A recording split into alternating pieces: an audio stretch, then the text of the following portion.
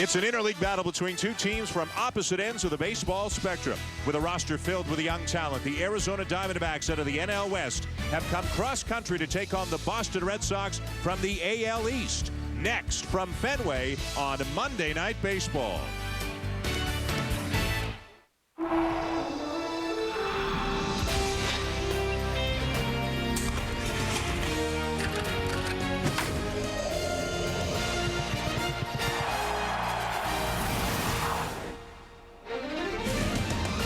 Welcome to Fenway Park here in Boston. As you can see, the tarp is on the field, but there will be baseball here tonight as the Red Sox and Diamondbacks, a couple of first-place teams, open up a three-game interleague series here in Boston.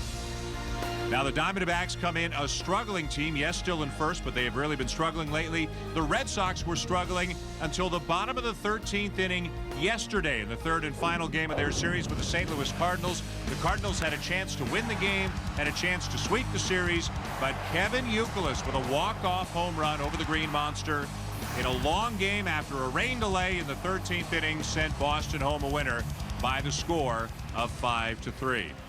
Hi, everybody. Dan Shulman and Steve Phillips with you here in Boston. The cheer behind us. They might be taking the tarp off the field even as we speak. And again, there will be baseball here tonight. Oral Hershiser, by the way, still in Omaha covering the College World Series. He will rejoin us next week. Now, let's talk about the Diamondbacks. They're struggling in many areas, but they do have some solid starting pitching, and we'll get a look at one of their best tonight in Dan Herron. Well, they acquired Dan Herron in the offseason to be part of a 1-2 punch with Brandon Webb, but they also acquired him for days just like this. Their three-game losing streak, they need a stopper. They've struggled on the road. They're not scoring a lot of runs, and they're facing the Red Sox ace and Josh Beckett. Dan Herron has to go out there and be aces tonight. He's been very good so far this year and has the kind of dominating stuff to get a Red Sox lineup out in the strike zone. Look for that split-finger fastball to attack the Red Sox hitters. Herron has to be very good tonight if the Diamondbacks are going to win. The Red Sox still a potent offensive lineup, even with David Ortiz still on the disabled list with a wrist injury. One of the big reasons why J.D. Drew has stepped up and is swinging the bat as well as anybody in baseball right now. Who's the best hitter on the Boston Red Sox? It's not Manny Ramirez, not David Ortiz. It is J.D. Drew. He leads them in batting average, on base, and slugging percentage, but he's also been the best in baseball, certainly best in the American League in the month of June. Been absolutely on fire, driving the ball. Look at the numbers there. Very comfortable in the number 3 spot in the lineup in front of Manny Ramirez, getting pitches to hit, and when he's getting it, he's been driving the ball. The Red Sox fans are loving him after a very tough season in 2007. The good news, the grounds crew has just come onto the field, and it looks like they're starting to take the tarp off. We'll get the latest on the weather. Again, we're in a delay, but they are going to play tonight. We'll get the latest and bring it to you right after this timeout when we come back to Fenway Park.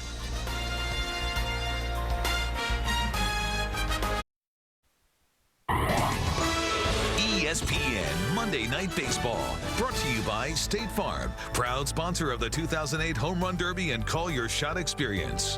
One A Day Men's, the official multivitamin of MLB, specially formulated to support prostate health.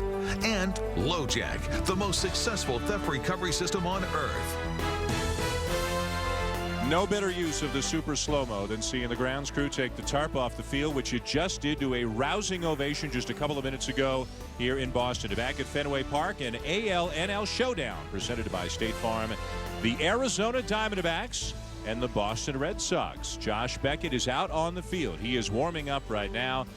There is a chance of further thunderstorm activity in the Boston area throughout the evening, but the good news, we have been told this game is going to begin at 7:35, just under half an hour from now, and we are hopeful that is indeed going to be the case. This is the third ever meeting between the Red Sox and the Diamondbacks. Played 3 in Phoenix last year and 3 here in Boston back in 2002. Boston with a 1.5 game lead over the Tampa Bay Rays atop the American League East.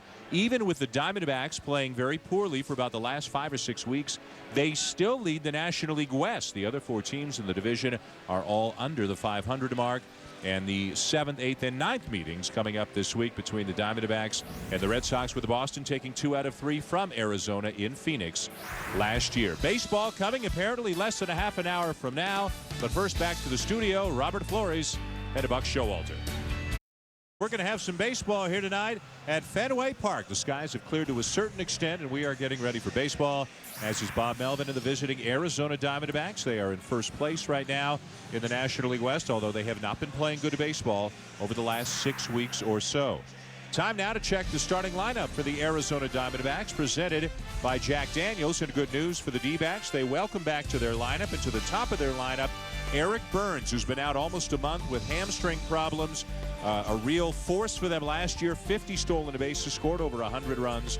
Maybe he can help ignite what has been a struggling offense in recent weeks for the Diamondbacks. That's the good news for Arizona.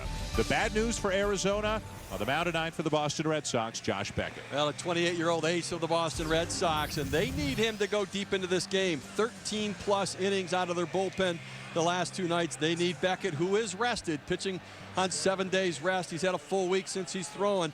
He's going to have to go after these Diamondbacks hitters, and they are prone to the strikeout. Defensively for the Red Sox, we'll focus on a guy we talk about a lot offensively, but not as much defensively. What about Dustin Pedroia at second base? Well, he brings such energy to this team, and he does it in so many different ways. He does it on the bases, he does it at the plate, but he does it defensively as well. He covers a lot of ground, turns the double play, and he's made some dramatic plays this year, and defense can be contagious, and he sets the tone. First game of a 3-game interleague series between the Boston Red Sox, a game and a half up over Tampa Bay in the American League East, and Arizona, despite playing 10 games under 500 over the last 6 weeks, still 3.5 up on the Dodgers for top spot in the National League West. Beckett against Burns in a first pitch foul back by the Diamondback left fielder. Eric Burns with trouble in both hamstrings, really from the outset of the season, Steve, and he tried to play through it. The numbers show you he was not himself through the first several weeks of the season. They shut him down for about a month. Last year, 21 homers, 50 steals, 103 runs scored. Pops it straight up in the air. Varitek slightly down the third base line, gives way to Lowell at the last instant for the out. Well, that was very well done by the Boston Red Sox. The ball goes up. Josh Beckett comes in. Jason Varitek comes out from behind the plate to call it. And then Mike Lowe, who has priority over the catcher position there, calls off Varitek and makes the play. And this is good communication. This is exactly what you do. Varitek gets in position. This is an easier play for Mike Lowe coming in than for Jason Varitek to be right under the ball, and they make the out. So one down here in the top of the first, and here's the Diamondbacks shortstop, Stephen Drew, hitting .268 and showing some power, 10 home runs. And of course, the younger half of the Drew brothers, J.D. out in right field for the Red Sox, hitting as well as anybody, and Stephen Drew with the same kind of potential many feel as J.D. Drew. Stephen several years younger than J.D.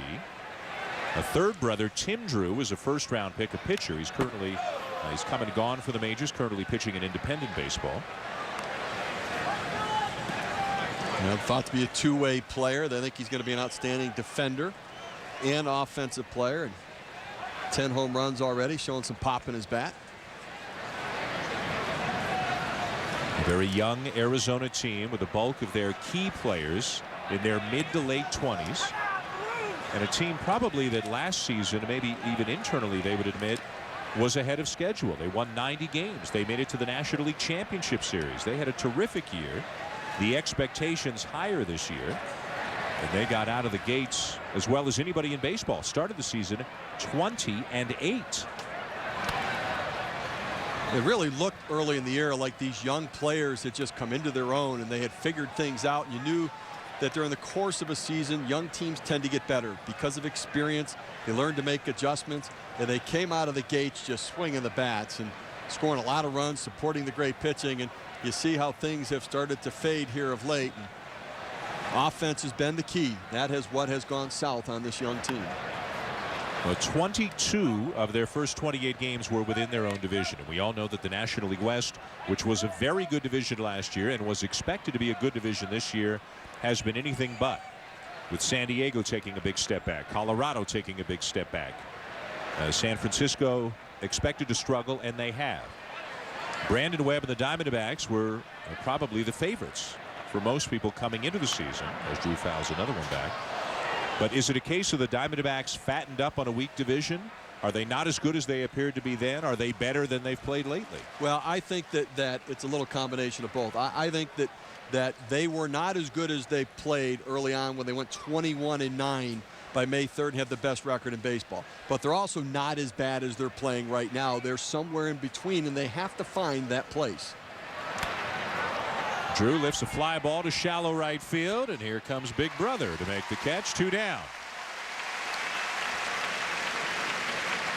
You just can't get away from your big brother, right? He's always got to have the last word. Always there. And you know what? He's shaking. You know, J.D. Drew goes about it like nothing really is a thing. But, you know, in his mind, he's thinking, I just got my brother out, didn't I? You know it's in there. Sibling rivalries.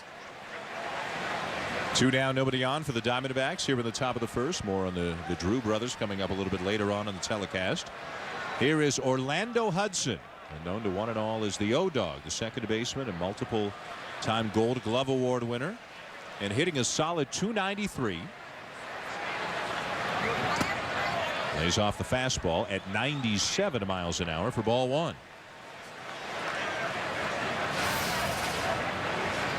There's Hudson as he comes to the plate. Hello, Mr. McClellan. How's the family? Everything good? Mr. Varitek? Everything all right? And that's the O-Dog. He's one of the most talkative guys in baseball. He is. Jason Varitek said,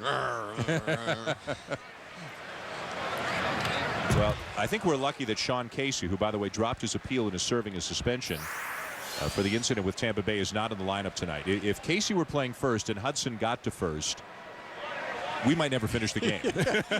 I mean, they might talk all night. 2 of the friendliest guys around the game, and they enjoy playing the game. That's what you like to see. Josh Beckett 7-4 on the season. This is his 14th start. The fastball sliced down the left field line. It's going to drop in fair. And Hudson is on his way to second base with a 2-out double. Jason Varitek called for an inside fastball. He shifted in, but Josh Beckett leaves it up and out over the plate, allowing the O-Dog to punch it into left field. You see Varitek set up inside, but that ball's up and out over the heart of the plate, right down the middle. And good piece of hitting, getting on top of that ball, driving it into left field corner. And Jacoby Ellsbury playing the ricochets, pinball machine out in left field there, and holding Hudson to a double. So a runner at second with 2 down, and here comes the cleanup hitter for the Diamondbacks, Connor Jackson. Not your prototypical cleanup guy, but he's probably been the most consistent offensive player that the Diamondbacks have had this year, hitting over 300 and hitting over 360 this year with the runners in scoring position. The Diamondbacks coming off a weekend series at the Metrodome in Minneapolis, lost all 3 games to the Twins. Scored only 6 runs in those 3 games. Hitters like Justin Upton have really struggled recently. Chris Young is down. They've got a lot of streaky hitters. They strike out a lot. Also hitting .218 on the road as a team, the lowest in Major League Baseball.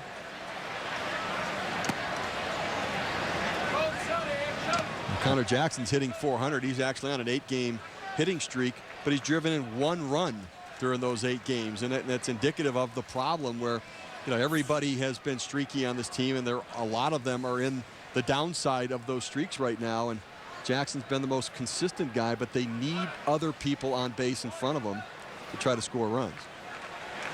A full house here at Fenway, although the rain looks like it's caused some of the people to come here a little bit late, as it was raining through much of the day. A chopper to short. It backs up Lugo a step, and the throw on the money to get him. And in the inning, one of Arizona's aces, Dan Herman, will take them out when we come back to Fenway Park after this.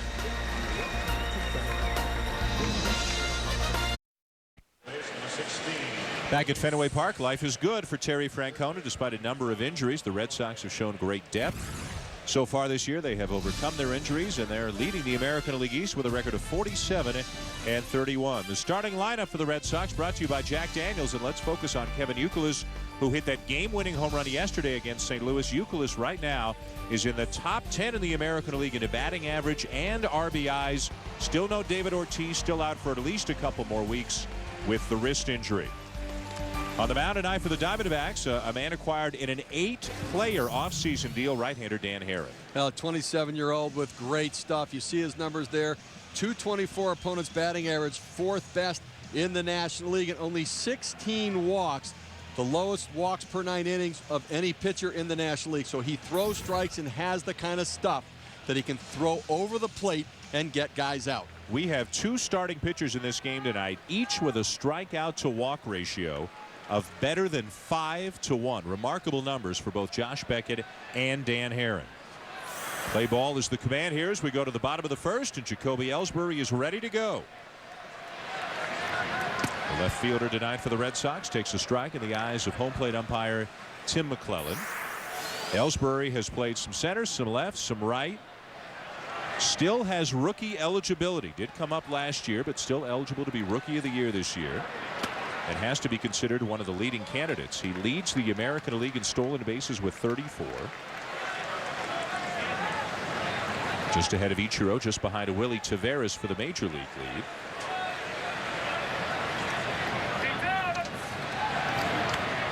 Pops it up.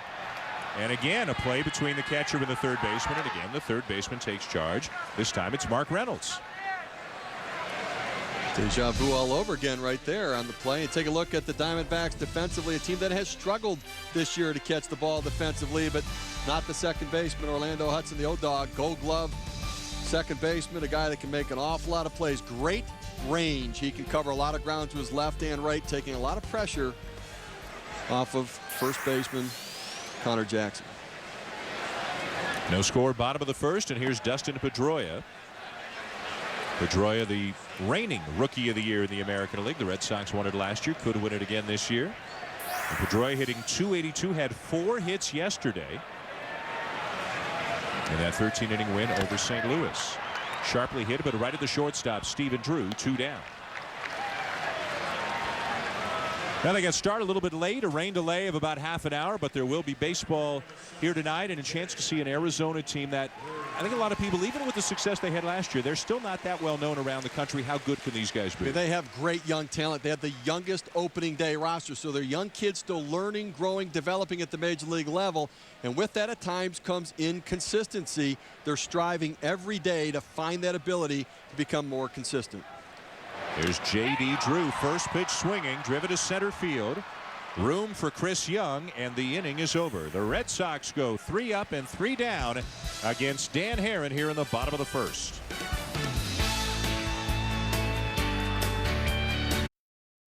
Welcome back to Fenway Park in Boston, an AL-NL showdown presented by State Farm.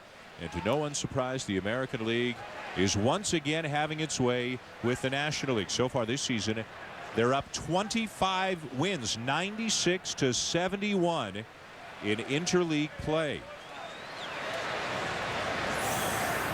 Chad Tracy leading off the second for the Diamondbacks. Josh Beckett on the mound for the Red Sox. Tracy is the DH tonight for Arizona. What do you make of the disparity, 96-71?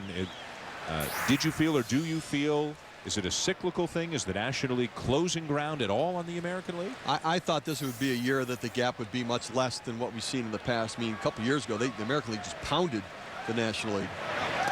But I really thought that, early on, it looked like offensive numbers in the National League were better than the American League. But it may be that maybe the pitching was just that much better in the American League early on this year. And it certainly looks that way as these two leagues have matched up so far. I think a real eye-opening series, and you were a part of it. You saw the Wednesday game was when the Cubs, the team with the best record in baseball, went down to St. Petersburg and got it handed to them by the Rays. That kind of made everybody take notice, maybe of the league, but certainly of the Tampa Bay team. No, I don't think there's any question about it. I mean, Tampa Bay is for real, and for anybody doubting whether they have the power to sustain this success, they're going to be there. They pitch well, and they catch everything that's put in play out there. They cover so much ground. 1-2 to Tracy. Back over the inside corner for strike 3 called. An unhittable 96-mile-an-hour two-seam fastball for strike 3. Well, that's Josh Beckett's 40th strikeout, called strikeout this year. And you see Jason Varitek set up inside. He throws that two-seam fastball that he starts inside. That's a ball, and it tails back in off the plate. Tracy kind of gives up on that pitch, thinking it's a ball. Tim McClellan, looking right over the top of Jason Varitek, has a good look at it and gets the strikeout. And the backwards K signifying the called third strike. Tim McClellan, almost universally considered to be the best ball and strike umpire, the best umpire in baseball. Every player's poll you'll see, he will easily be #1. He also takes longer on a called third strike than any umpire in baseball. Mark Reynolds, the batter, but he rolls one foul up the third base line. So he doesn't really rate well when it comes to the play-by-play guys rating the umpires. He's down there a little bit. He's not really your top choice. Well, he forces us to kind of get out there on a ledge, or you got to wait, because you just, and no matter how long, it's like hitting a knuckleball. No matter how long you wait, it's not long enough. You need more. You need to wait longer. Is that what it's like? I wondered what that was like. Swing and a miss, strike 3. The tag applied. 2 down.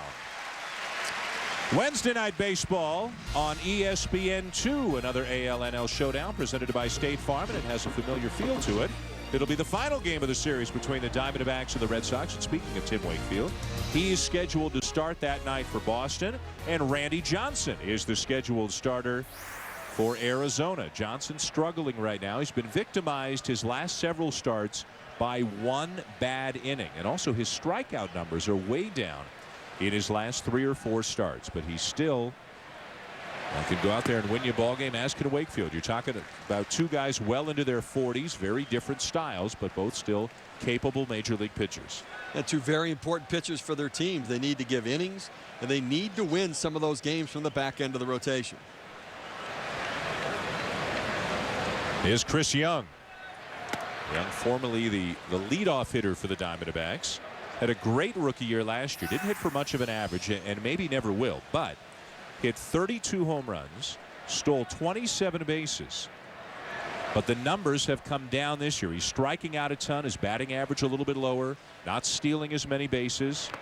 And another guy with a lot of ability, but maybe a lot of these Diamondbacks, not necessarily a sophomore jinx, but maybe all had terrific years last year. Maybe they've come back just a little bit this year. Well, you have to make adjustments, and this is the part of the lineup.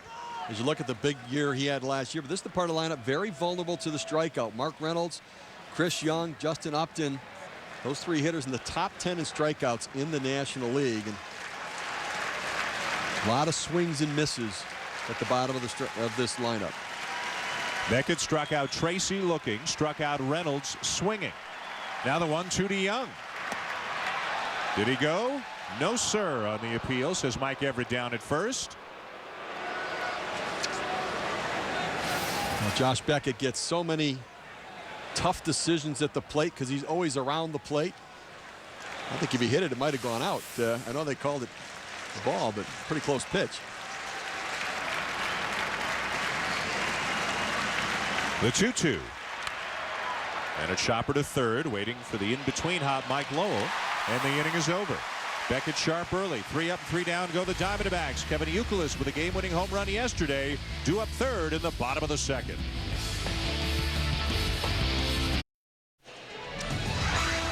Coming up later on in tonight's telecast, nowhere have sports fans had it as good as they have here in Boston in recent years. Numerous championships in different sports. We'll go behind closed doors, literally inside the Green Monster here at Fenway, and a look at the brothers Drew, J.D. and Steven, both in the ballpark here tonight. J.D. for the Red Sox, Steven for the Diamondbacks. A look from one of the most sought-after seats here at Fenway Park. You're far away, but the Green Monster seats are as popular as any seats in the ballpark. Just added maybe 5-6 years ago. It seems every year or two they somehow find a way to shoehorn another couple of hundred seats in here to Fenway Park.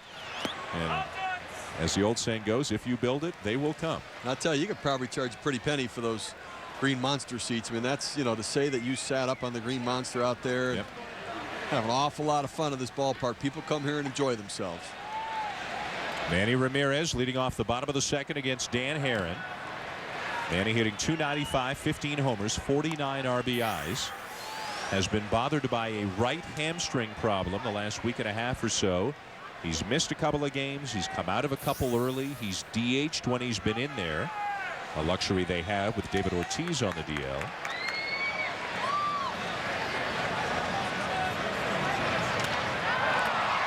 to right field. Racing over Upton, showing good wheels and making the catch for the first out. Well, after a rain delay of just about half an hour, we are underway here in Boston. AL-NL Showdown presented by State Farm. The leaders in the National League West, the Arizona Diamondbacks, against the leaders in the American League East, the Boston Red Sox. Along with Steve Phillips, Dan Shulman, glad you're with us for Monday Night Baseball here on ESPN in what is now has turned into a pretty pleasant night after some very hard rain earlier. Dan Haren, Josh Beckett. We got a good pitching matchup and a scoreless game here in the bottom of the second. Interesting to watch Dan Haren on the mound. He has that pregnant pause over the rubber as he starts his delivery, as he gathers himself up. He gets to that point and he makes sure that everything's in the right position. He's not leaking forward. What pitchers don't want to do is let that body start to go forward before the arm starts to move. It allows him to let that arm get to the consistent release point. Oftentimes guys don't stop that much. Mike Lowell with a high fly ball to center field. A lot of room for Chris Young. 2 down. Dan Haren, as we mentioned earlier, acquired in the offseason deal from Oakland, an 8-player trade, and he has been very good. With better run support, he could easily have more than 7 wins. He was originally drafted by the St. Louis Cardinals back in 2001 and pitched against the Red Sox in relief in the 2004 World Series and pitched well. 2 shutout appearances. Was one of the young players sent to Oakland when Mark Mulder was traded to St. Louis. And just 3 years later, Haren developed into the key player in a deal that saw so many young talented players go to the A's as Haren went to the Diamondbacks this past offseason. Well, the Oakland A's got some very good players in that deal. Carlos Gonzalez helping out their major league team in the outfield now. Dana Evelyn pitching. Greg Smith in the rotation as well. But Dan Haren, his impact in this rotation, he's an impact strikeout pitcher. He logs innings and he's affordable. He's cost contained. I think one of the biggest attributes that he brought wasn't just the stuff on the mound, but it was the fact that he signed this year for $4 million. He signed next year for $5.5 million. He has an option for 2010 at $6.75 million. Pitchers right now in the free agent market are getting, you're talking about $20+ million for Johan Santana, for CC Sabathia. Well, you've got a guy with stuff like this who throws strikes and an outstanding split and curveball and fastball. Pretty good guy to have on your team. Swing and a miss at the splitter. Youkilis is gone, and the Red Sox go in order again against a very nasty Dan Haren.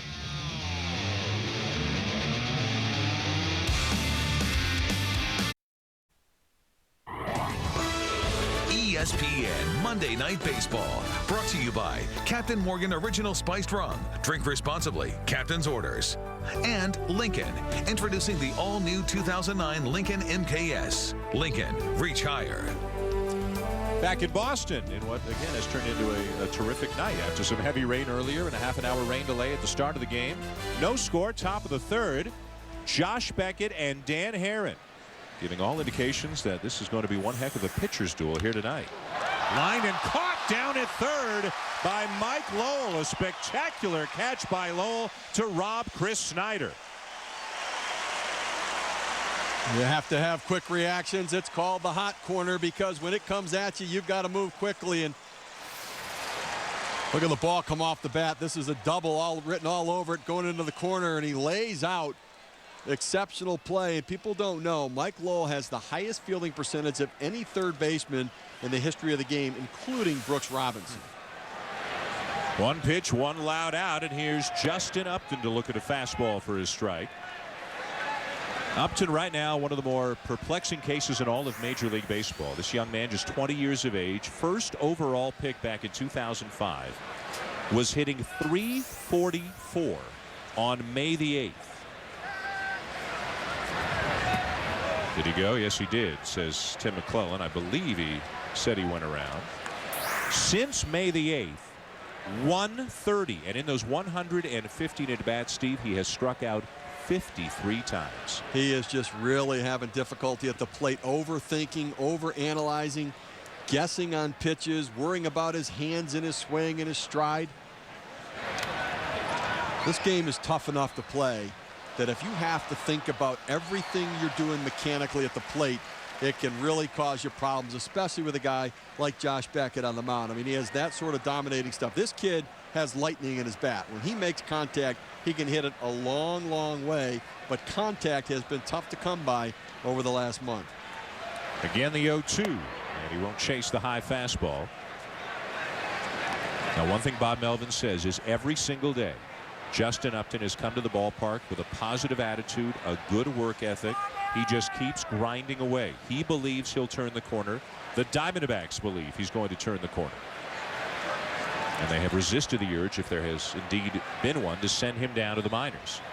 1-2, and he lines it into right field. A fair ball heading for the tricky corner. J.D. Drew picks it up, but into second easily with a double is Upton. Back to the studio for an update. Here's Robert Flores. And Dan, it's an Aquafresh Extreme update. Ryan Braun hadn't had an RBI in his last 5 games until that right there, coming in the 3rd inning, as the Brewers now lead the Braves 4-0. Jojo Reyes already done for the Atlanta Braves. Back out to Fenway Park. And on the mound tonight for Milwaukee, we saw a little bit of him in bonus coverage earlier, is Ben Sheets, one of those guys who falls into the if he can only stay healthy category. He is a legit #1, and if he stays healthy, don't look now, Milwaukee's playing well. They're 7 games over 500 and just 6.5 back of the Cubs for the lead in the National League Central. Well, the rest of the starting rotation has come along with Ben Sheets and made an awfully big difference, because starting pitching is the key. If you want to sustain and make a run and have a hot streak, your starting pitchers lead the way. Here's Eric Burns, 0 for 1 tonight, his first game back after missing several weeks. Was on the DL with the hamstring problems. Good speed out at second and Upton. No score, top of the 3rd. Pedroia trying to hold Upton close as Burns takes inside, ball 1. Well, this is a big at bat right here. Eric Burns comes back off the DL.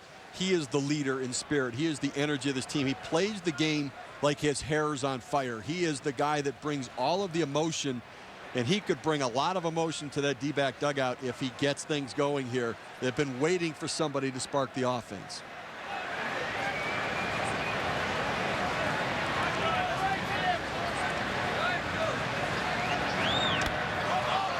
Into left field.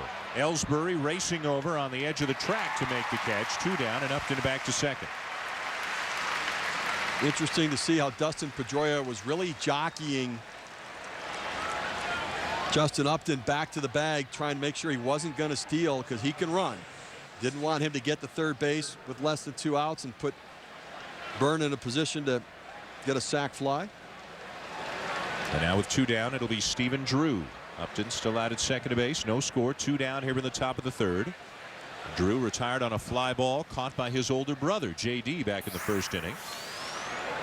Drew had been leading off recently with Chris Young struggling and Eric Burns on the DL, but drops down to the 2 spot with Burns back in the lineup tonight.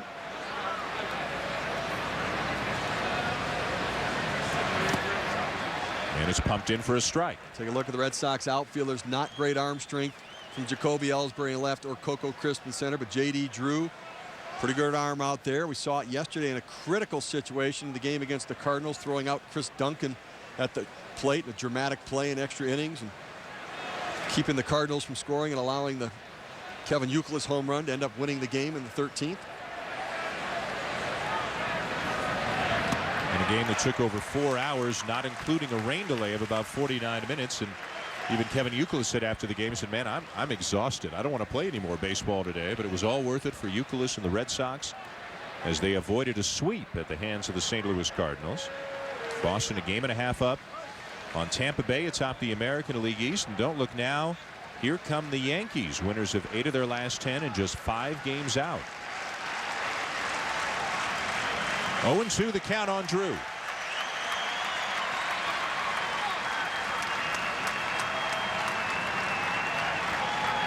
Up and away with the fastball.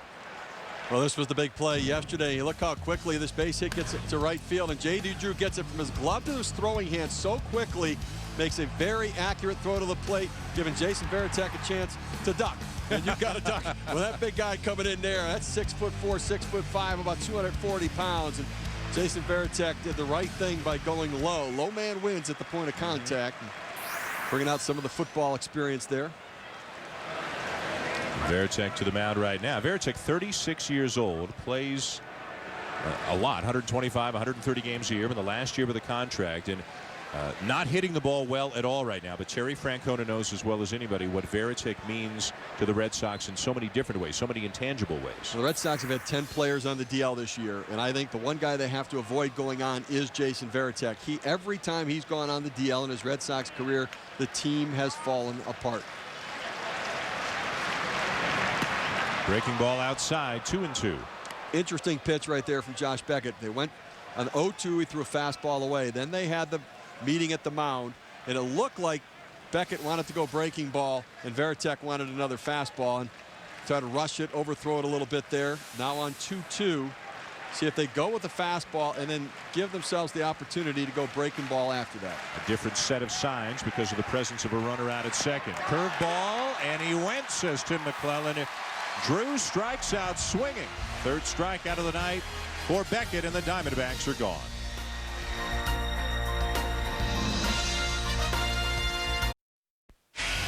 College World Series currently on ESPN2. Fresno State and Georgia. Game 1 of this best of 3. Fresno State, lowest seeded team ever to reach the championship round of any NCAA tournament for any sport. Back out to Fenway Park. Cinderella is alive and well in Omaha right now. We've got the Diamondbacks and the Red Sox here at Fenway. No score, bottom of the third. Josh Beckett and Dan Herron, the pitching matchup tonight, as Jason Veritek leads off the third for the Red Sox. Hitless in his career against Herron, and hitless in his last 24 at-bats overall, dropping his average to .230. You know, when I was a kid and used to watch games and I'd hear the announcers throw those numbers out like that, it guaranteed that he's going to get a hit on this at bat. I mean, you know, when you're over and it's that long and we just called it to everyone's attention, it's time for a base hit. I can tell you the two absolute locks that happen. One is in a basketball game when you go, you know, he's a 94% free throw shooter. He's missing that next shot, right? And the other one is, man, this game is really sailing along. There's a strike, 2-2. No, I didn't say that. I didn't say that. Okay. You were just saying that when people do say that, you're guaranteed to be here 14 innings with a couple of rain delays. Now, Hershiser actually might say that he if might he were here. That. Yeah, he would. He's probably saying it at the College World Series game tonight. Fouled off by Veritek. That's why we still call him Rook or Meat or whatever it is we call him when he's here. Well, the number's not in Veritek's favor. 0 for 24. Dan Herron, .211 batting average against left-handed hitters. So he's been very effective against the lefties. That split, a devastating pitch. He'll throw it off the same plane of the fastball. It looks like a fastball coming out of his hand. He swing over the top. On the appeal, no, says Larry Vanover. A full count now on Veritek.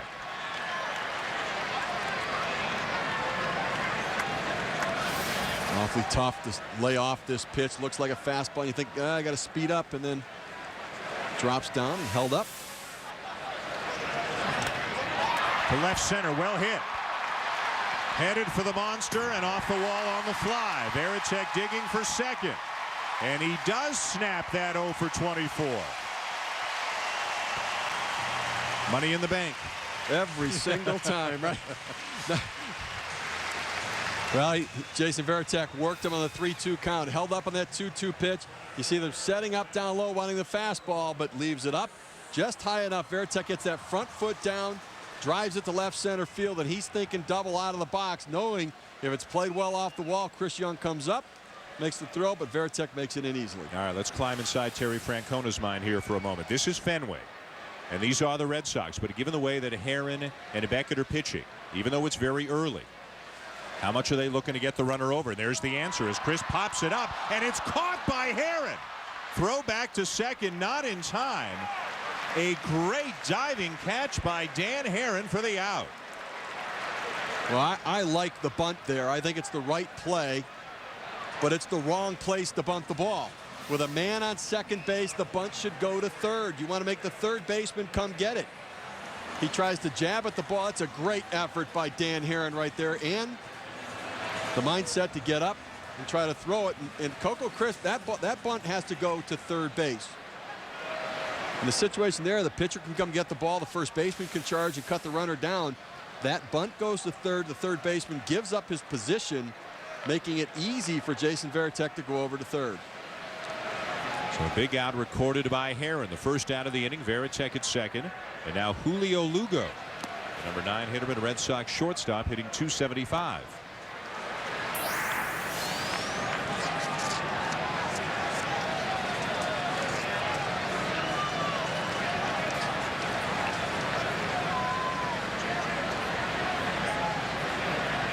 Two hits so far for the Diamondbacks, one for the Red Sox. Boston, the second highest scoring team in the American League, behind only Texas, and that is despite Mike Lowell being out earlier. David Ortiz, there he is right there, but still on the DL with a wrist injury. Will not swing a bat for at least another 7 to 10 days, so at least a couple of weeks away. But they seemingly don't skip a beat, even when one of their key hitters is out of the lineup. Grounded to short. Runner back to second. Drew's throw to first in time. 2 down. David Ortiz injuring his left wrist. May the 31st was placed on the DL after the game. A torn tendon in his left wrist. Is this the kind of injury that could be a month, could be much longer than that? Was there some discussion about surgery?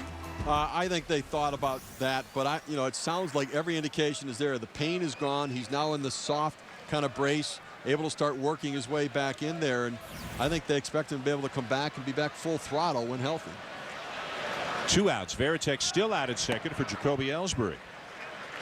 And initially, when Ortiz went out, Kevin Youkilis hit third for a while, but then J.D. Drew caught fire, and he moved up to the third spot in the lineup, where he has stayed over the last couple of weeks and has hit the ball better perhaps than anybody in baseball in the month of June, to the point where the joke now is that Ortiz might have to hit 6th when he comes back. Although Drew didn't make the joke. He doesn't make jokes. No. One of the more serious guys out there. And we talk about the arm strength for the Red Sox outfielders. Well, Eric Burns in left doesn't have one of the best arms, but gets to it quickly and throws with excitement. He tumbles after he throws. Chris Young in center, an average arm, but Justin Upton in right has an absolute gun. Are you saying the tumble might be more for effect than performance? Yeah. I mean, it looks good. I mean, it's fun to watch. Yeah. Looks like he's got the makings of a Giambi mustache starting there too a little bit.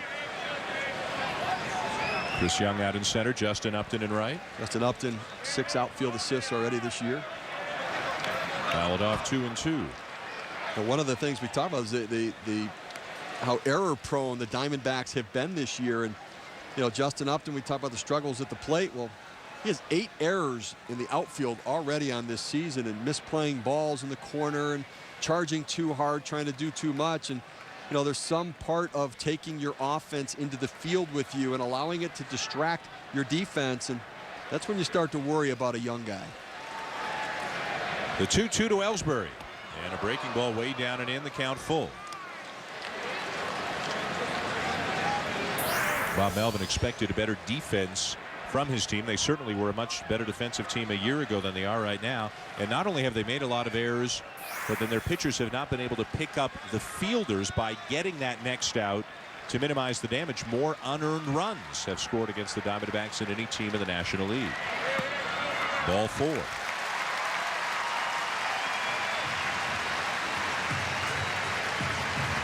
Well, Dan Herron does not walk many batters, only a 17th on the season there, and Dustin Pedroia swinging a very hot bat right now, 13 for his last 27. He's been on fire. And has not struck out in 72 plate appearances. One of the toughest hitters in baseball to strike out, and it always amazes you because he takes every swing as if it might be his last. 2 on, 2 out. No score in the bottom of the third. And Herron paints the outside corner, 0-1. One of the amazing things about Pedroia is that doesn't strike out much, and he takes the first pitch as much as anybody in the major leagues. Very patient hitter. And there's no 2-strike approach. It's not like he's cutting that swing down. It's just a short swing with short arms. I mean, it's hard to have a long swing when you have short arms. And I mean, and so every hitter you talk about, you got to have a short stroke. It's true. I mean, I'm just processing. It is. I mean, it's hard when you have short arms to have a long swing. Can you have a short swing if you have long arms? Yeah, sure. You can cut it down a little bit. I'm learning something new here listen tonight. to that. He swings hard, though. Yeah. Late on that as he sends a screamer over the first base dugout, a 1-2. But it was a short swing. Yes. You noticed that. You know, I'm not sure if you're getting on his case or not. You also said he was jockeying the runner back to second earlier, and I wasn't sure if that was another short dig or not. It wasn't. No? Okay. No. That ball got back deep into the zone right there. And better have your gloves ready over the first base dugout. Everything from Heron in this at-bat to Pedroia has been away from him. The 1-2. And he got him with a pitch that he actually left up. But he gets the swing and the miss, and the Red Sox leave a couple of men on. We are scoreless through 3.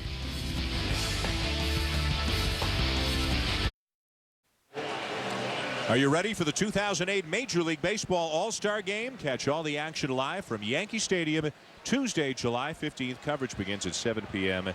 This one counts. And as of now, there would be 4 Red Sox starters for the American League at Yankee Stadium. Terry Francona would like that.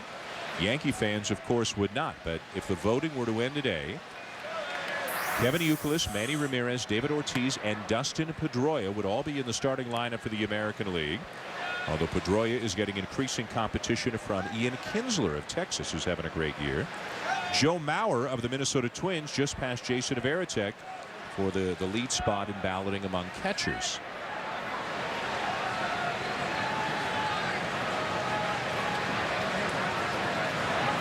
And I would guess if you live in New York, if you're a Yankee fan, if your favorite Yankee at whatever position can't win, you might start voting for whoever's second just to try to get the Red Sox guy out of the starting lineup.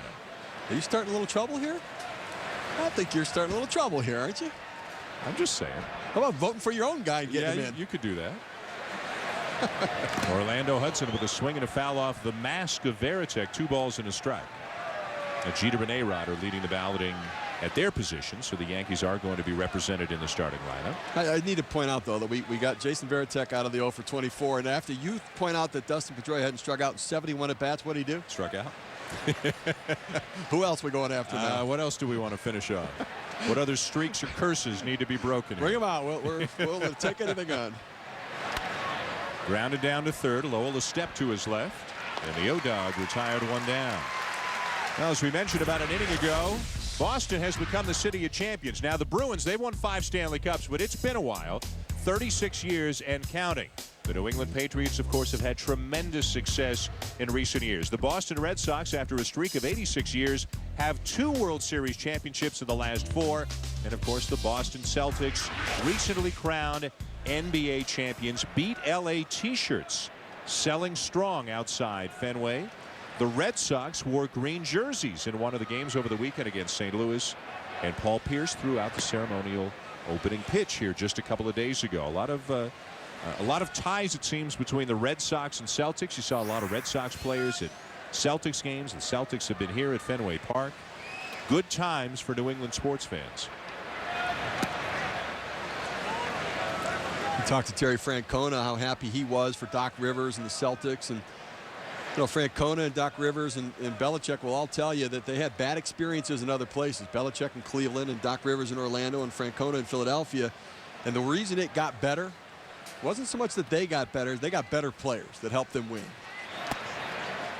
And I think a recognition on his part that, you know, certainly there's managing that takes place, but it's the talented players that ultimately win championships.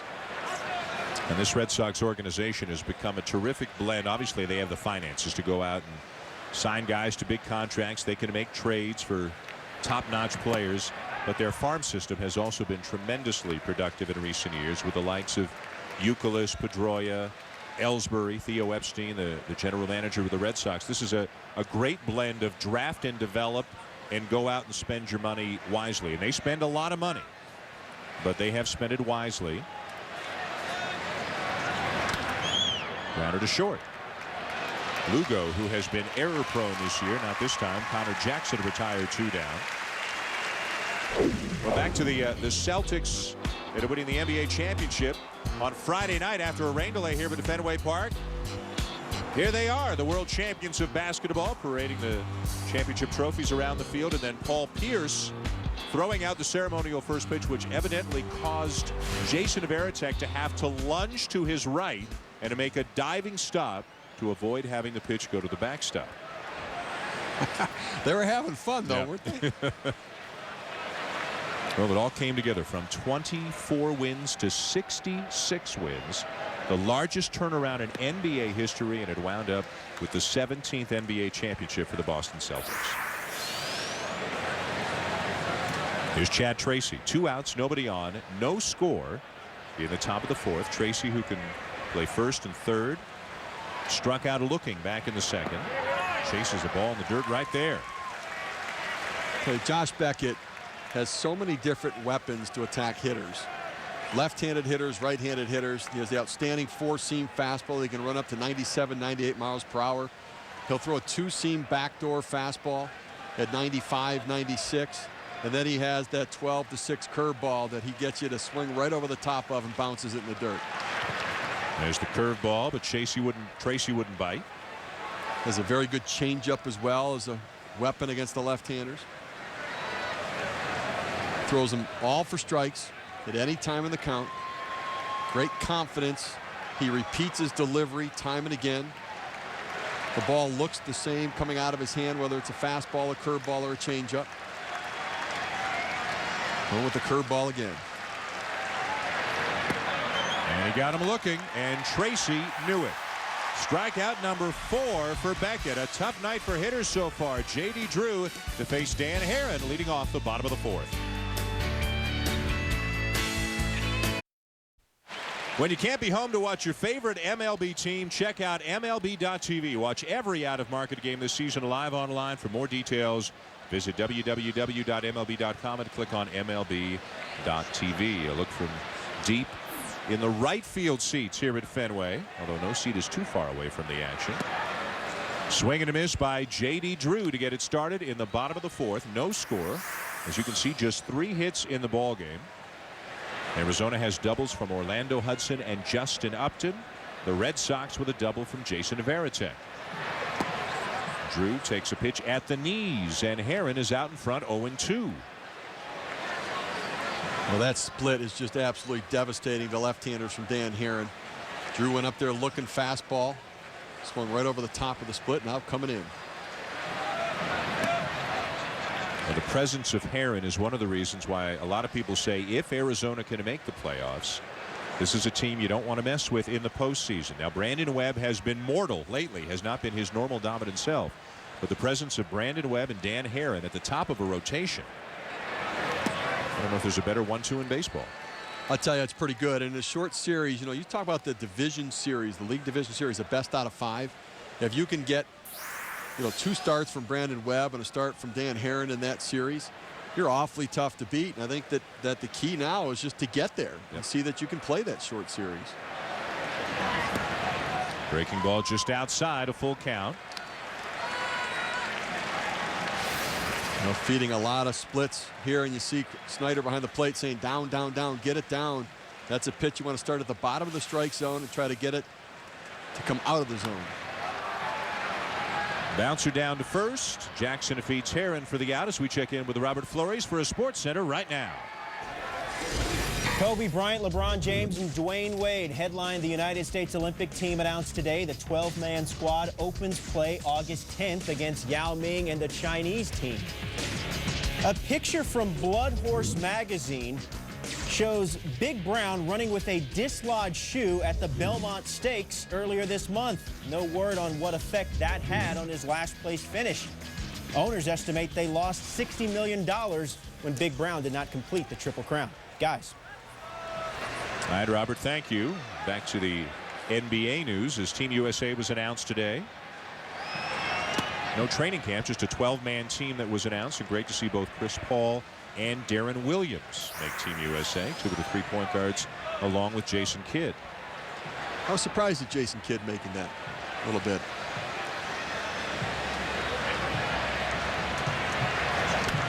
Fouled off by Manny, 0-2. Well, Kidd was a part of Team USA last year at the FIBA's of the Americas tournament. Chauncey Phillips was on the team last year, but he removed himself from consideration this year for personal reasons. So Darren Williams, or Chris Paul, I should say, in effect took his spot. Chris Paul was not a part of the team a year ago. See, that's who I was looking. I thought Chauncey Phillips would be there, and that explains it. Here's the 0-2. And Manny laid on it again. It's interesting, after a steady diet of split finger fastballs to J.D. Drew, Manny Ramirez has seen 3 fastballs in a row. And, you know, looking at the different numbers and the scouting system, the inside edge, people, our friends doing some scouting work for us, Manny Ramirez sees 70% fastballs in his at-bats, the 19th highest percentage of fastballs. That shocks me that a guy who's such a good fastball hitter would see as many fastballs as he does. Sees another one, and he fouls it off again.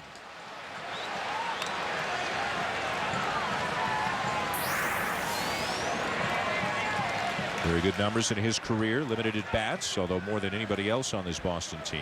Well, that split, the split is really effective against left-handers. Herron does not tend to throw it as much against the right-handed hitters, and he's not as confident in his curveball as the put-away pitch.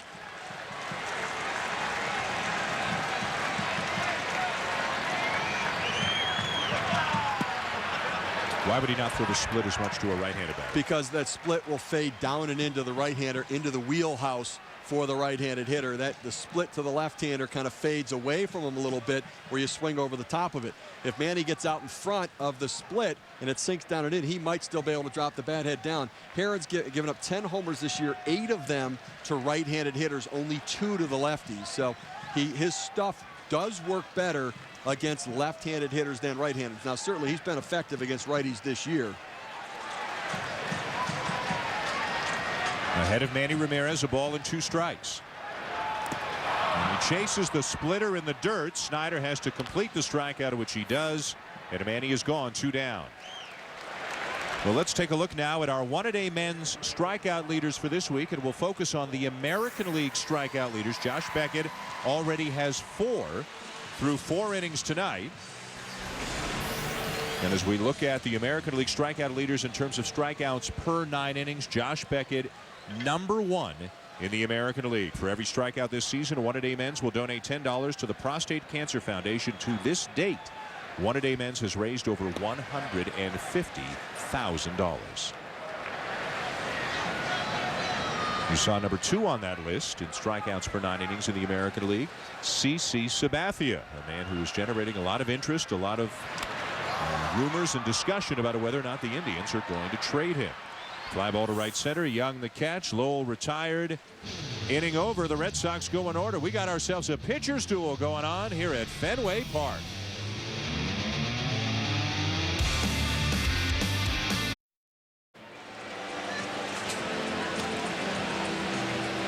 Wednesday Night Baseball on ESPN2.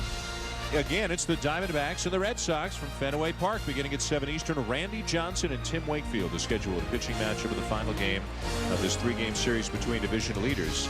Now, between innings, Kevin Youkilis, as he was warming up the infield, and I'm not sure which infielder threw the ball, but apparently the ball skipped on him, came up and hit him in the right eye. As you can see that shiner developing under his right eye right now. Let's see if we can find out. Kevin Youkilis over here. You see he rolls the balls around the infield. The throw comes over, takes a short hop, and comes up and gets him right in that eye. And he has some kind of shiner right there.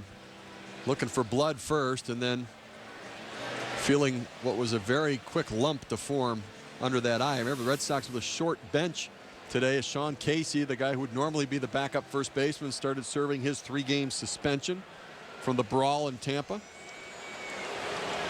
And Youkilis obviously is not going to want to come out of the game. And it looks like he has convinced Terry Francona that he can stay in the game. Well, he is one tough son of a gun, and he is really competitive. Plays with as much fire and intensity as you see from a major league player. Over 162 games, that can take a toll, and it fits his persona a little bit, having a shiner under the eye right there. Missed a few games last week with the back spasm, and now it looks like he's going to be coming out. Kevin Youkilis hit by a thrown ball, warming up between innings, getting hit just under the right eye, and Youkilis is coming out of the game. And Brandon Moss, a reserve outfielder for the Red Sox, is going to be coming in and playing first base. Well, Brandon Moss developed as an outfielder, but went back to the minor leagues. And when he went back down early in the year, started playing a little bit of first base, just trying to make himself more valuable and more versatile at the major league level. And, you know, with Sean Casey out, they opted not to make any other player move to add the versatility, understanding that Moss has at least tried it a little bit. So the Red Sox now down to just 2 players on their bench, and Kevin Cash and Alex Cora. Youkilis is out. Brandon Moss is in at first base as we check in with Robert Flores in the studio. Another injured player at Shea Stadium, Felix Hernandez, left this game in the bottom of the 5th. He uncorks this wild pitch. As he's covering home, Carlos Beltran slides into him. He left the game. We should remind you that Hernandez hit a grand slam off Johan Santana in the first inning, but he's out of the game now. Mariners still lead 5-1. No score here, Robert, as we go to the top of the 5th. Mark Reynolds a swing and a miss on the first pitch from Josh Beckett.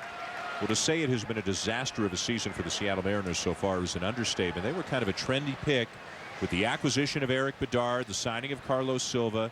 They were kind of a trendy pick to win the American League West. Instead, they have the worst record in all of baseball. They have fired their general manager. They have fired their manager. And they have all kinds of unwieldy contracts now that you would imagine they're trying to get out from under. They have so many different problems. They don't hit for power. They don't hit for average. They're not catching the ball. The bullpen that was so good last year has some holes in it, and they're really not in that race at all. And the managerial change, and that's made just to buy some time, but they're not going to get back in that race. Too many problems. Bob Melvin, of course, formerly the manager in Seattle several years back. Richie Sexson is in the last year of his contract. But they just signed Kenji Jojima this year to a 3-year extension. Now he's not even playing that much. Jeff Clement is back up from the minors. Hit his first big league home run yesterday. Swing and a miss by Reynolds as he strikes out for the second time tonight. Well, let's take you behind closed doors now at Fenway Park, and literally we'll go behind closed doors inside the Green Monster. You think so often about the history and the presence of the monster, looking towards it and how it impacts the game, but there's a whole other world going on in there. A manually operated scoreboard for the standings, the American League, National League scores, and the line score here at Fenway Park. I believe there are 2 full-time people who are working in there, and you'll see them come out and update things between innings. And even as we look out now, we can see a hole in the wall between ball and strike where somebody is watching the game from out there. The monster 37 feet high, and probably as recognizable a part of this or any other major league stadium as there is. The 0-1 to Chris Young. And a broken bat roller to short. Charged by Lugo. Got to hurry. Doesn't get him.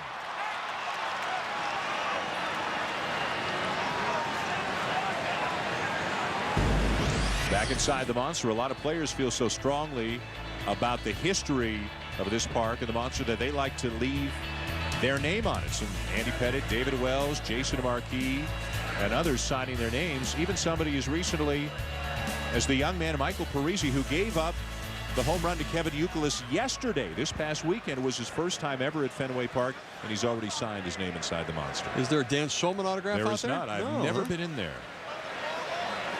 I think I'm too tall to go in there, but let me know how it goes. That's so wrong. I don't even know where to start. Okay, I'll let you know, though. Have you ever been in there? No. Here's Chris Snyder.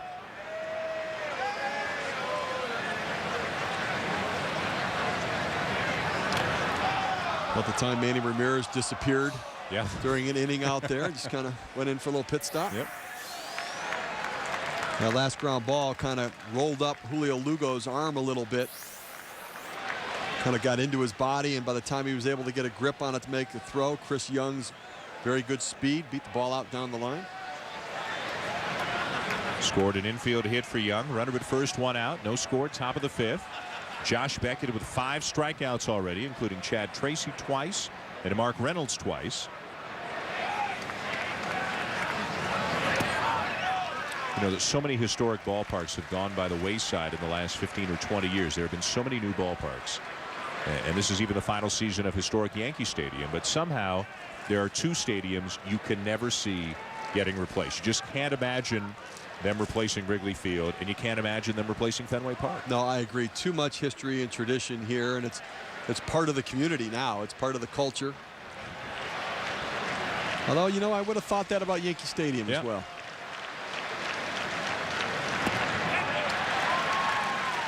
Gone is Snyder for the second out. Well, Josh Beckett gets so many of those check swing strike threes because you have to protect both sides of the plate and you have to protect different speeds. And he goes away with the fastball there, and he's unsure of himself as Snyder, and he thinks I better go, and checks it and just can't hold up. When you throw a 95, it's tough because you have to speed up to get there, and it's tough to stop yourself. So 6 strikeouts now tonight for Beckett through 4 2/3. And here's Justin Upton, who doubled to right field his first time up. So the first diving back in is Young. One difference that the Yankees had or have in building a new stadium, they had a parking lot. They had some ground across the street. They could build a new stadium while still playing in the current stadium. The Cubs and Red Sox don't have that option if they're going to try to keep the stadiums in the same part of town they're in now. Yeah, they'd have to move to different sites, and that opens up so many different issues in a community.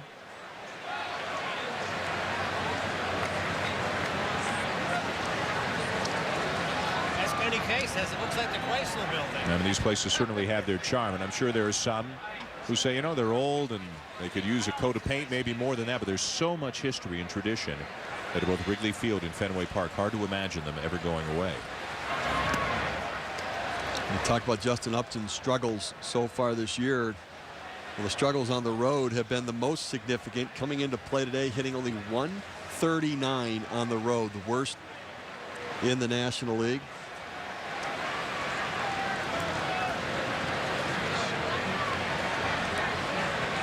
Chris Young, who got the infield hit, hitting only .199 on the road, 3rd worst in the National League. How do you explain home road numbers that are so different? Is it just a fluke of the numbers, or do you think there's something to it?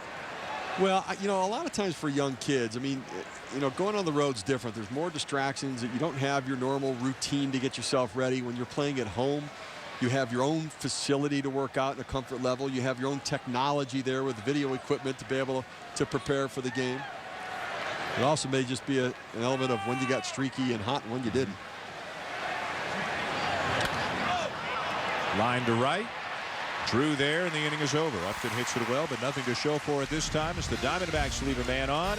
We go to the bottom of the 5th. Still no score.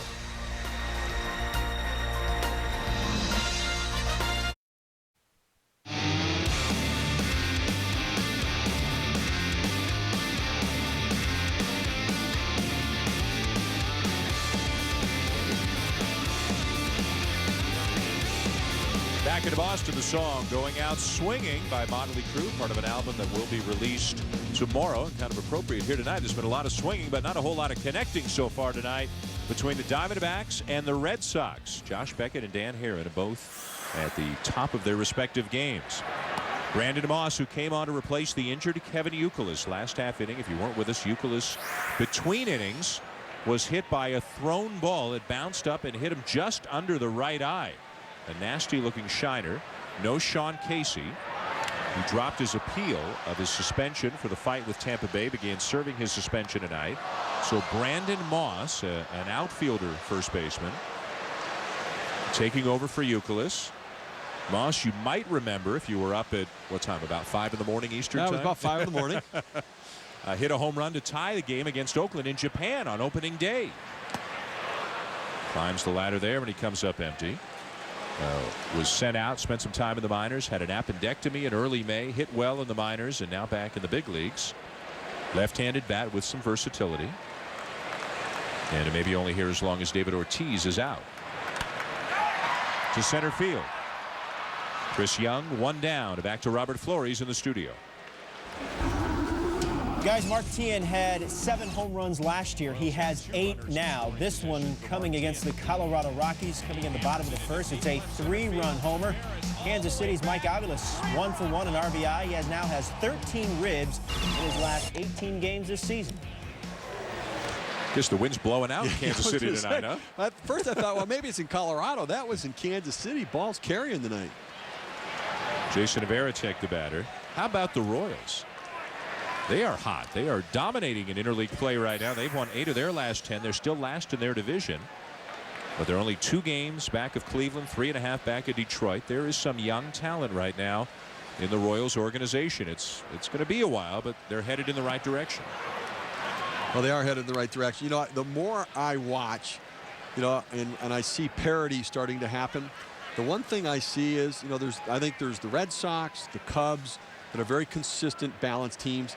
Everybody else really has some flaws. And, you know, there's a lot of bad baseball being played this year. I think Tampa Bay's kind of a special team with young athletes. But, you know, I thought parity would mean we'd have 30 pretty good teams. I think we've got a couple real good teams. And I think we've got a lot of other teams that have some flaws to them. They're going to battle it out and try to do it. Angels, I think, are probably one of those premium teams as well. Who's the biggest disappointment for you in baseball so far this year? I think the Tigers. I mean, now they look like they might be starting to heat up in that American League Central. The White Sox struggling now, and that may be falling back to give them a chance to get back into it. But I think Detroit's been one of the biggest disappointments. 3-1 the count on Varitek. Double to left center his first time up. Grounds it over the mound and out to second. Good range by Hudson. And a lot on the throw to get him. Orlando Hudson from out on the outfield grass gets Varitek for the second out. More great baseball coming your way. ESPN's Game of the Week Sunday night. The Battle of Chicago, the White Sox and the Cubs. The Cubs just swept the White Sox at Wrigley this past weekend. This game will come from the south side.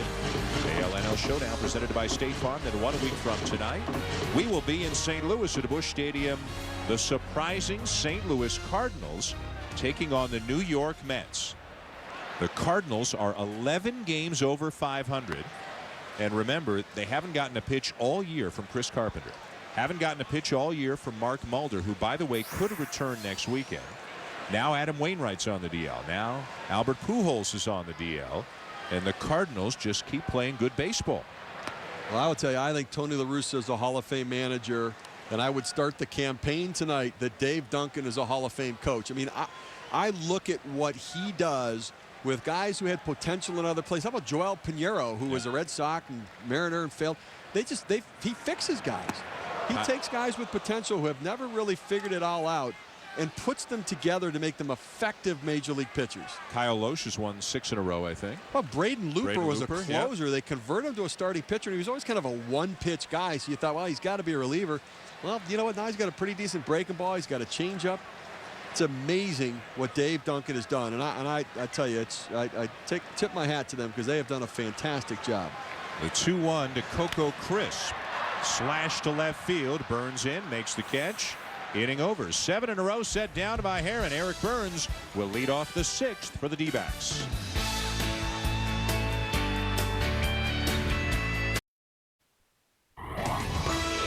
ESPN Monday Night Baseball. Brought to you by Disney Pixar Wall-E in theaters June 27th. New Smirnoff cocktails. The perfectly mixed pomegranate martini comes home. And Nivea for Men. What men want. Top of the 6th, no score at Fenway Park. Eric Burns, a high fly ball to left. Ellsbury back up against the scoreboard to make the catch in left center for out number 1. Now credit Jacoby Ellsbury here, getting a feel for his ballpark. And Eric Burns goes up. Whalen trying to create some excitement, takes a big swing there. Looks semi-celebratory as it goes up, but Ellsbury tracks it very well. It's one of those ones that you get to the wall and you've got to get a feel for whether it's going to hit the wall or come off. And Eric Burns really thought he got that one. Burns now 0 for 3 in his first game back off the DL. Stephen Drew, the batter, he's 0 for 2. Shortens up on the bat and he takes a strike. Josh Beckett has now thrown 67 pitches tonight, 48 of them strikes. A 20-game winner a year ago. The ALCS MVP a year ago. A guy who has made the transition from the proverbial thrower to a pitcher over the last couple of years. Well, he has dramatically improved his control, and first pitch strikes a key. About 64% first pitch strikes in the season, 10th best in the American League. But he also retires leadoff men. Opponents had a 184 on-base percentage, a lot of leadoff spot innings during the course of the year. He's retired all 6 leadoff men so far tonight. A little high? No, it's not. I knew he was going to get me at some point tonight. I waited, and McClellan got me. Strike 3 called. Now time now for our Captain Morgan game track. An outstanding effort at this point of the game from both starting pitchers. That was strikeout number 7 from Josh Beckett through 5 2/3 innings of shutout ball. And Dan Herron's given up only 1 hit through 5 innings himself. 2 aces pitching like it here tonight at Fenway Park. It's like, at some point if you do a Tampa Bay game, at some point you're going to say Devil Rays. At some point, Tim McClellan is going to, he's going to get you. He's going to trick you. He's going to fool you. Tell you what, though, we have the best tonight. I mean, Dan Herron on his game, Josh Beckett on his game, and the best ball strike umpire behind the plate. So, and the best play-by-play guy, too. Thanks for lifting my confidence, trying to shake me out of my slump.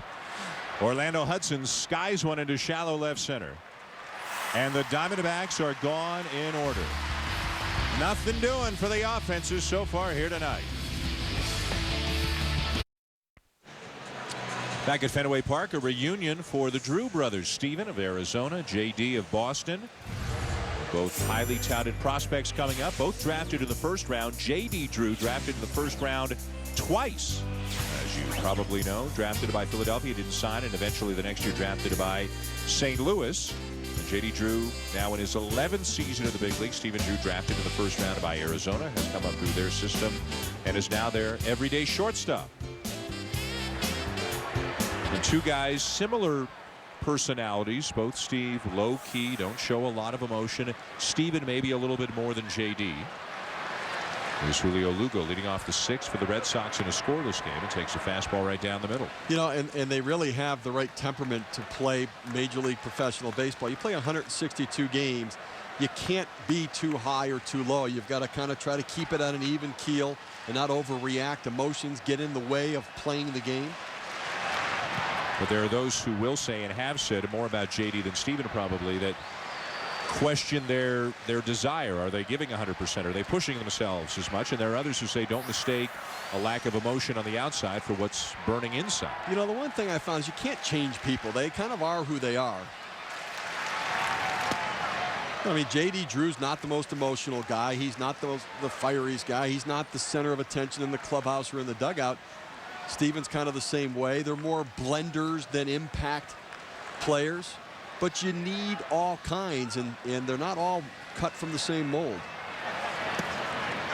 Now with Eric Burns and Orlando Hudson, the Diamondbacks already have a couple of personalities in that club. It's important to have good listeners as well as good talkers. That's so right. You need to have kind of the strong silent types. A very interesting mix the Arizona Diamondbacks have, as Steve mentioned, one of the youngest teams in baseball. A lot of talent. A playoff team a year ago. Strike 3 called. 4th strikeout for Herron. And of course, with Justin Upton here in the ballpark tonight, half of one of the other prominent brother combinations in baseball right now. Well, and these guys have such tremendous raw tools to play the game and continuing to refine their game. B.J. Upton struggled when he first got to the major league. So, he has somebody to call, and his brother, Justin, does with his struggles and talk to about how he gets through it. Ellsbury shows bunt and takes a strike. This game's not easy, and for young players, it's a game of adjustments, and it's not just about your tools. Justin Upton can hit it about as far as anybody. He can out-throw just about anybody from right field. He can run in a race with anybody, but it's about transferring tools to skills to play the game. A pop-up back of short. Steven Drew drifting back has it, and Ellsbury is retired. 2 down, and now 9 in a row set down by Dan Herron, who has allowed only 1 hit tonight through 5 2/3. This is why Arizona got Dan Herron. I mean, they want the 1-2 punch with Brandon Webb and how it looks and feels for a short series. But to have another stopper in your rotation, and they've had some struggles offensively, but they've had some struggles out of the starting rotation as well. He is a shutdown pitcher, and we're seeing him at his best tonight. And it's amazing in the offseason, there was so much focus on the Johan Santana trade, and rightly so. And then there was a lot of focus on the Eric Bedard trade, and rightly so. That this trade, the Dan Herron deal, was almost completely overlooked nationally in terms of the impact it could have on his new team, Arizona. Bouncer to third, charged by Reynolds. In time to get Pedroia and end the inning. 10 in a row set down by Herron. He's allowed only 1 hit through 6. No score in this game.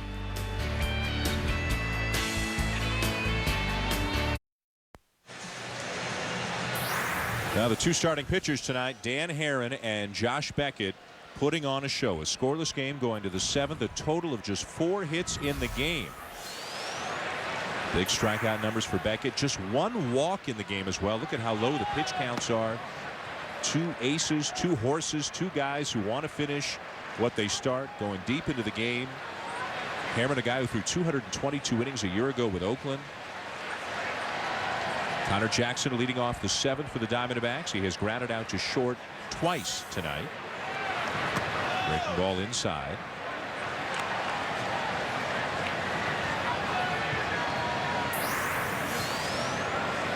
The Red Sox got Daisuke Matsuzaka back on Saturday, but he did not fare well. Gave up 7 runs in an inning plus 3 batters. Bartolo Colon now on the DL.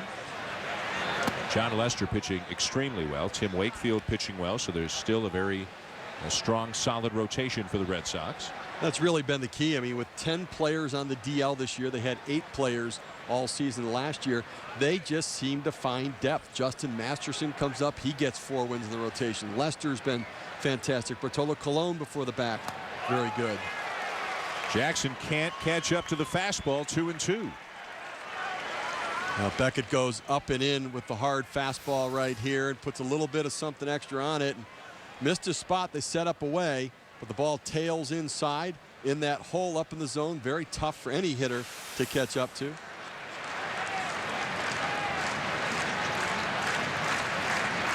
Looking fastball away. Just outside. Just outside.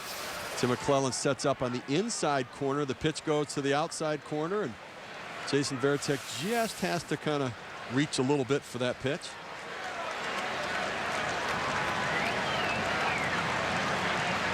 Let's see Beckett shaking off Varitek a couple of times. Varitek signaled for the 2-seam fastball initially. Still some indecision there. Inside with a fastball. And a pop-up. Varitek giving chase. Won't have a play. So if a catcher signals fastball away and Beckett wants to throw the fastball in, then he will shake off. The fastball in is a completely different thing from fastball away for the pitcher's perspective. Yeah, but I mean you're looking for the pitch, but also the location. Now the fastball is really the only one they tend to look for the location. Right. Typically breaking ball goes away, and in that situation when you see Jason Varitek kind of wiggle his finger, that's the 2-seam fastball he's calling for to see to get the extra movement on it to go to the back door. That's the back door, started off the plate and then run it in off the corner. Missed down and away, and Jackson draws the leadoff walk as we check in with Robert back in the studio. Game 1 of the College World Series, Fresno State, Georgia. The Bulldogs, the lowest seeded team ever to reach the championship round of any NCAA tournament for any sport. They take the lead with Steve Detweiler's 2-run homer, but Georgia, one of the top 8 national seeds, they tie it with Matt Cerrone's RBI knock. Game 2 of this best-of-3 can be seen tomorrow on ESPN 7 Eastern. And a game 3, if necessary, Wednesday night on ESPN 7 Eastern. The Diamondbacks and the Red Sox at the moment scheduled for ESPN 2 Wednesday night. Leadoff man aboard for the Diamondbacks. Chad Tracy is the batter. No score here in the 7th inning at Fenway Park. Talked to Bob Melvin before the game, and last year this team ran a little bit, but Eric Burns, who just came off the DL, was half of their stolen bases last season. I mean, Jacoby Ellsbury has more stolen bases by himself than the Diamondbacks team has so far this year. Only 27 stolen bases as a team.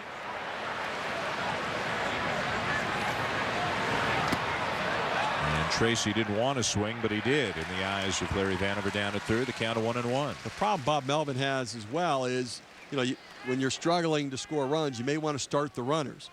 But with Josh Beckett on the mound and with this Diamondback lineup, they get so many swings and misses, you may be running into an out. Jackson with 4 steals on the season, being held on at first by Brandon Moss. Lowell even with a bag at third, and the middle infielders at double play depth.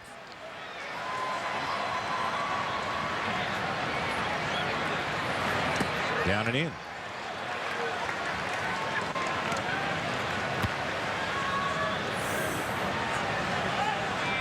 Beckett given a couple of extra days prior to this start. With Matsuzaka coming back at an off day, Terry Francona was able to give Beckett 2 extra days, something they planned for. Nothing wrong with him, just a little extra rest in the middle of the season. They anticipate him throwing over 200 innings again. They hope to be pitching in October and that he will be their #1 guy.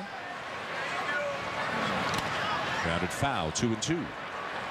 I think that's as much of the decision is you want your best pitchers to still be fresh come playoff time, and I think they certainly have visions that they're going to be there again.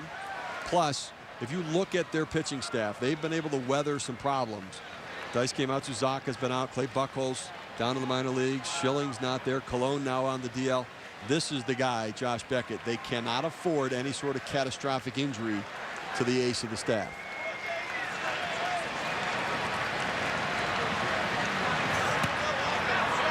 Strike 3 called, and Tracy strikes out looking for the 3rd time tonight. Now Josh Beckett has his fastball working. He has the breaking ball working. Let's take a look. 8 strikeouts in this game right now, and he goes with that 2-seam fastball inside. Then he goes to the breaking ball on the right-handed hitters and to the left-handed hitters. It's a take pitch out of his hand. They just give up on it, and he ends up breaking into the zone, and then he goes away with the fastballs. That's a 2-seamer, and then he comes right back inside again. Hitters give up on that 2-seamer thinking it's going to be a ball inside, and it runs right back over the inside corner. So effective when you can throw your fastball where you want, in or away. And then that 12-6 breaking ball has so much break on it. It takes it right out of the zone. It looks like it's coming right down the middle of the plate, and it ends up in the dirt. 8 strikeouts as they're keeping track here at Fenway Park. The batter is Mark Reynolds. He has struck out in both of his at-bats tonight. Well, Beckett clearly in his prime. A 20-game winner a year ago and one of the winningest pitchers in baseball in the last 3.5 seasons.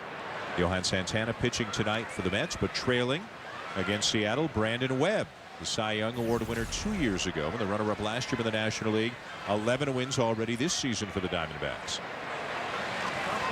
You want to factor in postseason numbers for this guy as well. He's been absolutely dominating. Now, the performance he put on in Game 6 of the World Series as a member of the Marlins in 2003 on 3 days rest, going the distance.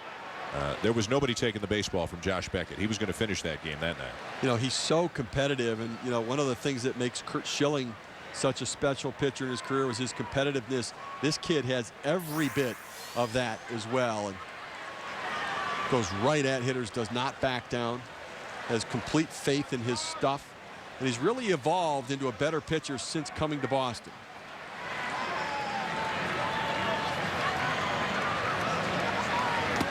Took him a year, though. His first year, he gave up, I think it was 36 home runs, among the most in baseball. A huge improvement from 2006 to 2007. ERA over 5 that year. He was a thrower the first year he came here. I remember calling a game with the Red Sox in Baltimore. Josh Beckett pitched. He threw 26 consecutive fastballs to start the game. He was a thrower. It was more about the velocity, and they finally got him to understand through butting heads with Jason Varitek and John Farrell being the mediator to pitch. Loop to shallow left field. It drops in for a base hit. Connor Jackson up to second on the single by Mark Reynolds.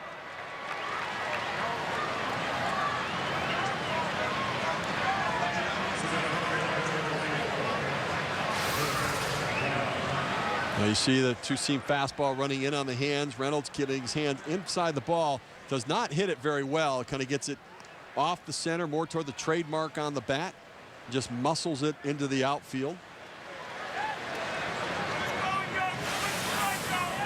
Just the 4th hit of the night for the Diamondbacks. Just the 5th hit in this game. First and second, one out. No score in the 7th, and the batter was Chris Young. He has grounded out and single. The single, though, an infield hit on a slow roller to short.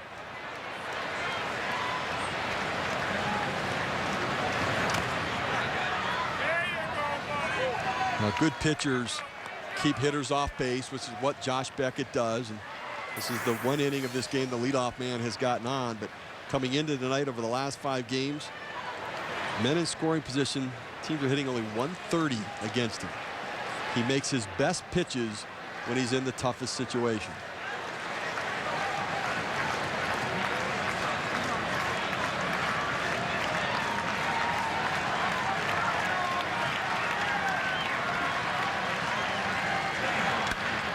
Line to left, well hit. This is going to be off the monster. Arizona's going to take the lead. Jackson is in to score. Reynolds to third. Young to second. 1-0 Diamondbacks here in the 7th. Well, Josh Beckett went with the fastball and missed his spot. Left it out over the heart of the plate. And Chris Young capitalizes. They set up inside. He leaves it over the middle of the plate. Young drives this off the wall, almost through the wall. He hit it so hard. Jacoby Ellsbury plays it well, but no play at any of the bases. So a big clutch hit for Young. Arizona takes the lead, and now the Red Sox will bring the infield in. With runners at second and third, only one out. A run across here in the 7th. And the batter is Chris Snyder, the catcher, who was 0 for 2. Curveball down low, ball 1. Well, Terry Francona saying, you know what, Dan Herron's looked pretty good tonight. I'm not sure we're looking at putting a 3 spot up here at all, so we've got to try to keep this to a 1-0 score and see if we can't scratch out a run. The Red Sox losing 2 out of 3 here, but at home to St. Louis over the weekend, but still with a great home record this year, 29-9. Only the Cubs have a better home record this season than the Red Sox do. Curveball, Snyder takes it again, ball 2. As good as Beckett has been, see if Chip Hale goes to talk to the runner on third and see if we put a potential squeeze play on here. As you never know with Beckett. Such good stuff. Tough to get a base hit or a sac fly. Beckett at 91 pitches. All is quiet in the Boston pen. 3-0. So I know Justin Upton in the on-deck circle has struggled in his career, but he's had 2 pretty good at-bats tonight. Rifling a double into the right-hand corner, right field corner, and then lining out to J.D. Drew his last time up. Aaron will take the mound with the benefit of a lead when he comes back out there. The only question, how big of a lead. 3-0, green light. Ground ball to first. Bobbled by Moss. He'll take the out at first. The run comes in to score. Reynolds scores. Young to third. Moss may be rushing a little, thinking about the throw to the plate. And remember, he came in for the injured Youkilis in the middle of the game. That could have been a different play with Youkilis there. Well, I don't think there's any question. I mean, Youkilis with the long errorless streak at first base, comfortable with any kind of a play, and Brandon Moss kind of lets this one play him a little bit as the infield's in. You know, not hit very well. Still have to come get yourself a hop, and it comes up and hits him off the heel of the glove, and at least able to recover to get the out at first base. And started thinking about the throw home before he made the catch. Be a big run right there. So scored a ground out and an RBI for Snyder to make it 2-0 as a breaking ball drops in for a strike to Justin Upton. Moss, as Steve mentioned, more of an outfielder than a first baseman, just has started learning how to play first. And with Sean Casey serving his suspension, Kevin Youkilis injured earlier tonight. A thrown ball during warm-ups at the beginning of an inning, skipping up and hitting Youkilis just under the right eye. A precautionary CT scan is going to be, or has been taken tonight on Youkilis. And that's only about a minute after the ball hit him. It swelled up in a hurry and he was taken out of the game. Well, that also points out Sean Casey started serving his suspension, dropped the appeal today, served the suspension, and if Youkilis had gone out and Casey were active, he's a veteran first baseman. The 0-2 to Upton. And he checked the swing. Well, Justin Upton has been on Josh Beckett's fastball his first 2 at-bats of the game. The first 2 pitches of this at-bat, Beckett went to the curveball. Then he went inside with the fastball, now getting him conscious to try to speed him up on that inside pitch, see if he goes away with the breaking ball to strike him out. Again, any curveball in the dirt, Varitek's going to have to block it with the runner at third. Fastball just outside, 2-2. I don't mess with a fastball here. Justin Upton can run into a fastball. He's got to prove to me that he can hit a breaking ball. Just off the plate, trying to run that one in off the outside corner.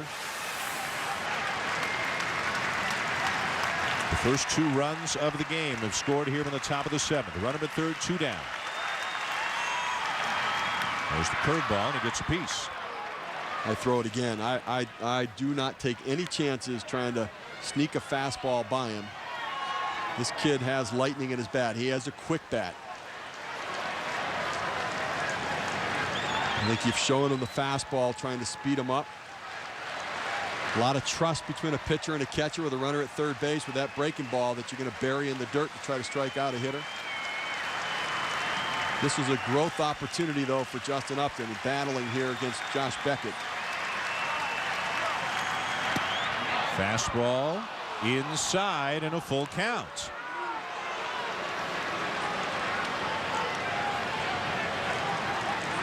Exhales deeply. He thinks about his options again just outside the batter's box. Doesn't matter what the ultimate outcome is of this for Upton. This was a good at bat. Yeah. Quality at bat. He took close pitches. He battled a tough curveball, fought it off. He got better in this at bat.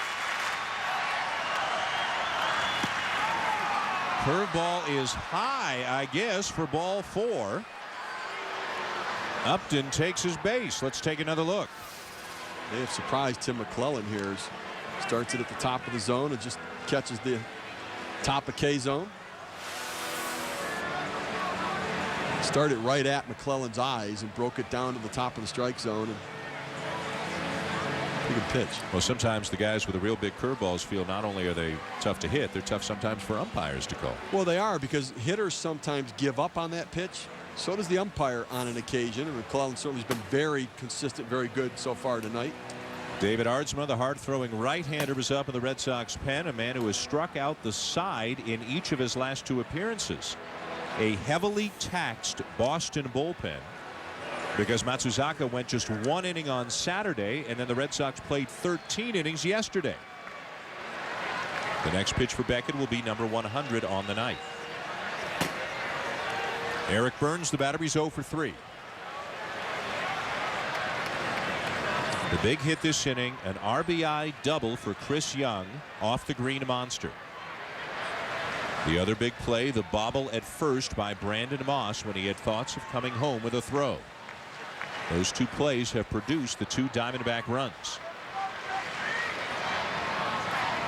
Make no mistake, Terry Francona wants Josh Beckett to get out of this inning and give him a chance to get a win.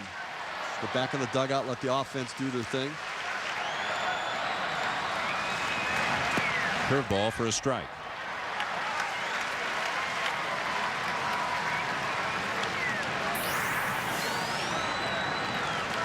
But Eric Burns coming back off the DL and having to face Josh Beckett the first game back.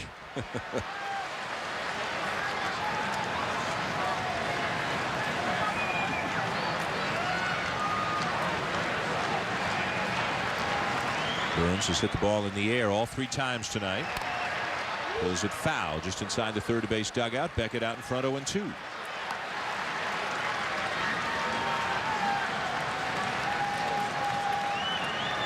Eric Burns has been out for a while on the DL with that hamstring and did go on a rehab assignment. But if I'm Josh Beckett, I want him to prove to me that he can take a curveball that starts in the zone and breaks into the dirt.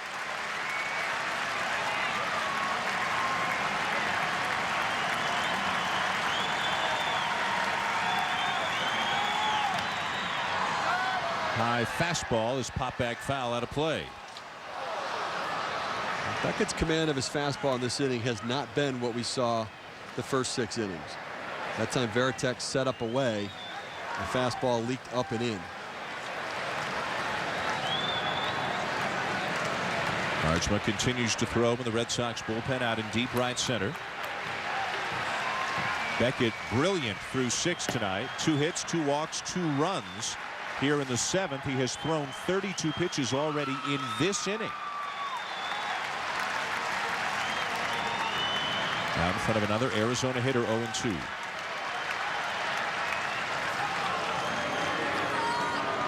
So McClellan did give Burns time out there. We've seen some situations of late where umpires have not granted hitters time to step out of the box. Trying to speed up the games a little bit. To center field. Crisp is there and the inning is over. But Arizona breaks through. 2 runs off Beckett and a lead for Dan Herron.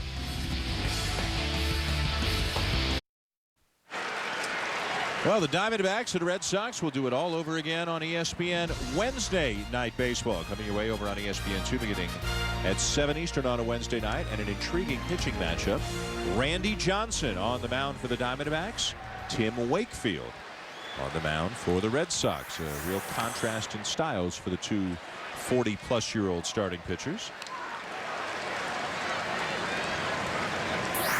J.D. Drew, Manny Ramirez, and Mike Lowell coming up for the Red Sox here in the bottom of the 7th. The Diamondbacks pushing across a couple of runs off Josh Beckett and giving a lead to Dan Herron, who has allowed just 1 hit through 6 innings.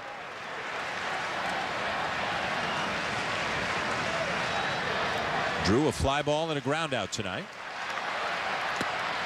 Fastball just inside. 2 balls and a strike. Pitch count nice and low for Herron. 77 pitches so far. Now for both of these pitchers, I mean, for young kids playing the game, you want to learn how to do it. These 2 guys are the ones to imitate. Breaking ball high, 3-1. First pitch strikes, pound the strike zone, assortment of pitches, move the ball around inside and out, and put them away when you got 2 strikes.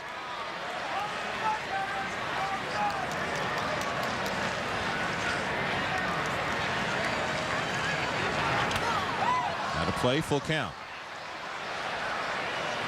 We saw how the Kevin Youkilis injury, taking the ball in his eye, may have come into play defensively the last inning. Well, his spot is up 4th here if they get any runners on. Brandon Moss, possibly an opportunity for redemption. Ground ball to second. Hudson. 1 down. Let's check in with Robert Flores, who has a Sports Center right now. All right, guys. Kobe Bryant, LeBron James, Dwayne Wade headlining the 12-man United States Olympic basketball team. Their first action in the 2008 games will be against Yao Ming and the Chinese team August 10th. And Barry Melrose, after 12 years as a hockey analyst here at ESPN, he's leaving us to be the new coach of the Tampa Bay Lightning. He'll be introduced tomorrow. Personally, I am going to miss his insight. And his suits. That's some good suits. Yeah. Some good purple suits. And some good hockey hair. Not that I'm any authority on that, but some good hockey hair. Well, a new era for the Lightning, a new coach, the first overall pick in the draft, Steve Stamkos, a couple of nights ago. So the Lightning trying to get back to where they were a few years ago. Manny Ramirez, the batter. Out of play, 0-2. Dan Herron continues to pound the strike zone. He fell behind Drew, but then retired him. The only inning tonight in which the Red Sox have had men on a base was the 3rd. Varitek led off with a double. Ellsbury walked with 2 down. That's it. Herron right now has retired 11 in a row.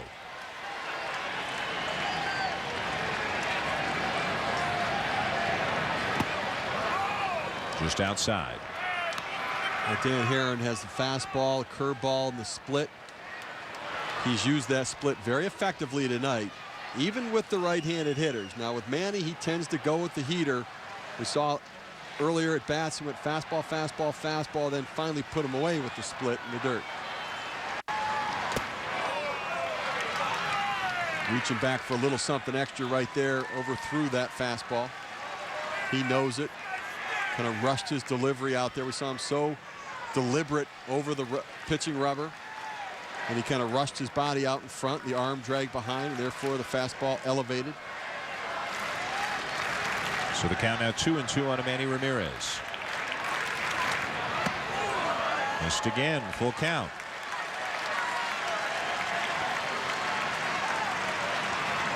Well, he had a long layoff in the top half of the 7th inning. Sometimes these things bother pitchers, sometimes they don't, and he'll take the 2 runs. But it was a long, drawn-out half inning, so Harriman was sitting down in the dugout for a long time. Fell behind Drew, got him on a ground ball. Now the 3-2 to Manny.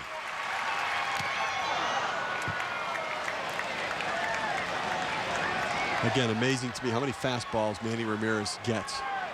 The average major league hitter probably sees 61, 62% fastballs. Manny sees 70% fastballs during the course of this year. And you would think for a guy who can crush the fastball, you'd want to throw a wrinkle in there.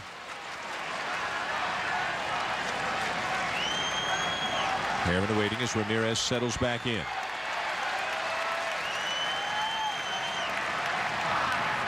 And it hit him.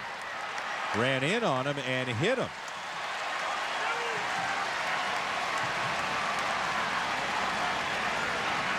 Here's all right as he jogs down to first.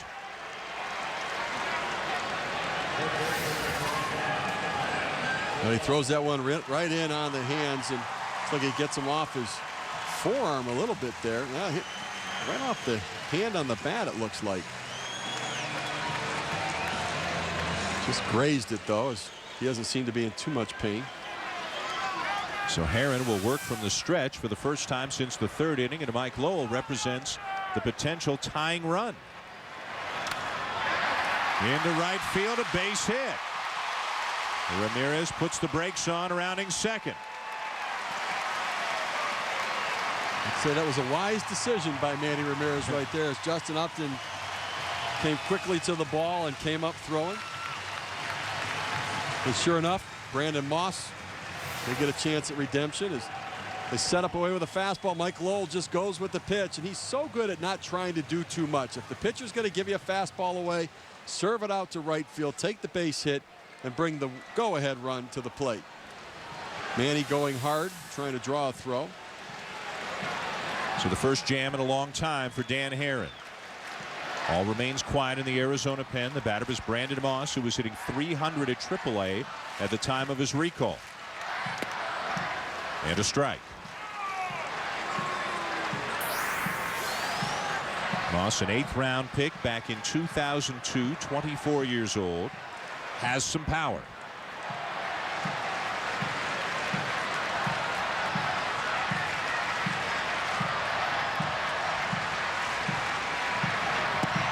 Good hard, either curveball or splitter right there. Split again, and got him to swing right over the top of it. Interesting. You have a hitter that hasn't faced you yet in the game, and you think, all right, well, I'm going to show him. You'd think he'd show him the fastball, then throw the split off. He said, well, he's over anxious, runners in scoring position. Let me show him what looks like a fastball and have it break out of the zone. Got a piece. Really using the hitter's aggressiveness against himself. You know, Brandon Moss feeling bad. He didn't make the play on the ground ball to first. He's going to come up there, and I'm trying to get the base hit. I'm going to really jump out there and get on that fastball. And the split makes you think you're getting the fastball, and tough to center. The Diamondbacks with 2 in the top of the 7th. The Red Sox threatening here in the bottom half. Up the first baseline. Harriman with a tag for the second out as the runners advance. Dan here, we talk about that split finger fastball and how effective it has been getting hitters to top it into the ground, swing over the top of it. And you see Kevin Youkilis right over the top. Look at the break on the pitch there. Then he goes to the splitter on Manny Ramirez after showing him fastball after fastball. For Mike Lowell, got him out in front. He had to reach for it. Julio Lugo locks up on it. Dustin Pedroia tops it as well. You see the hitters kind of spinning off the ball. And as the bat's coming up in the zone, all it can do is hit the top of the ball and pound it into the ground. So now here's Jason Varitek, who has doubled and grounded out. Runners at second and third, 2 down. The Red Sox down by 2. Swing and a miss. There's no question what the out pitch is. When Dan Herron's in trouble, he goes to a split, and it is a good one. Varitek snapping it 0 for 24 back in the third inning with a double off the monster.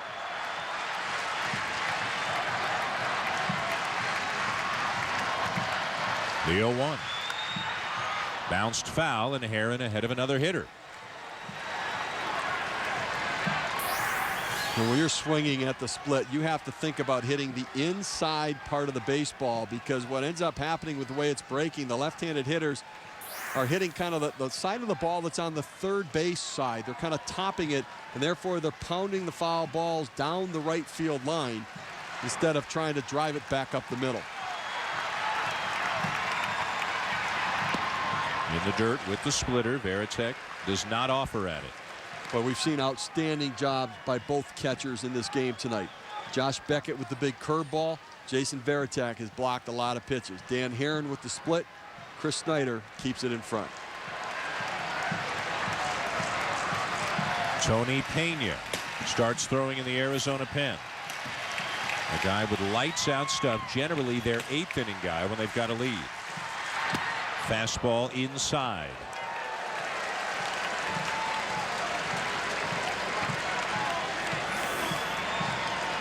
The pitch count starting to climb for Herron. Beckett sailing through 6. Gave up 2 in the 7th. Herron sailing along through 6 himself. And now in a jam he's trying to get out of in the bottom of the 7th as Pena continues to throw.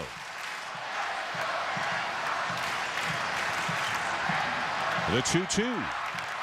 And Varitek gets a piece to stay alive. Well, he so consistently throws that split inside to the left-hander. And all they can do is hit the top part of the ball and the back side of the ball. Bob Melvin along with Brian Price, the pitching coach for the Diamondbacks, to his immediate right. Looking on anxiously as Dan Herron tries to finish off the Sox here in the 7th.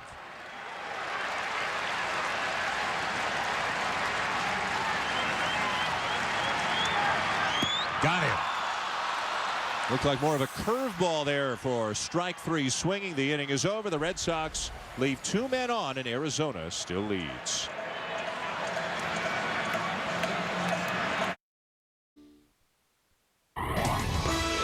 ESPN Monday Night Baseball, brought to you by State Farm, proud sponsor of the 2008 Home Run Derby and Call Your Shot experience, and in part by Vitamin Water. Try it. It works for Big Papi. All right, now the Red Sox could use a healthy Big Papi in their lineup. They have been shut out through 7 on only 2 hits by Dan Herron. Josh Beckett, who gave up 2 in the 7th and is over 100 pitches on the night, is back out to work the 8th. With nobody even throwing in the Red Sox pen. Again, as mentioned before, a heavily taxed Red Sox bullpen the last couple of days. Stephen Drew leads off the 8th for Arizona. Takes the curveball low. Looks like it's Tony Pena continuing to throw in the Arizona pen, so that could be all for Dan Herron.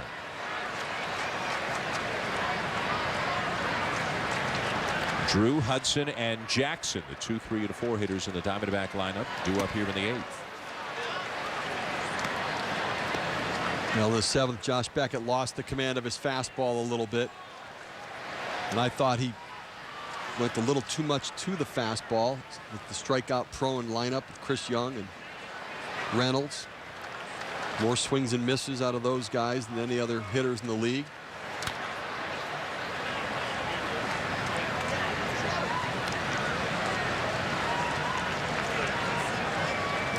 With a curveball as good as Josh Beckett, you almost have to think, why not throw it every pitch? I mean, clearly you can't do it, but it's such a good pitch, and it's a take pitch out of his hand so many times.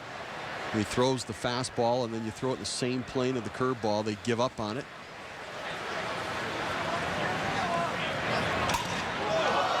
A broken bat, foul ball. The ball's in the first base dugout, I believe. The bat's being retrieved by Dustin Pedroia out at second.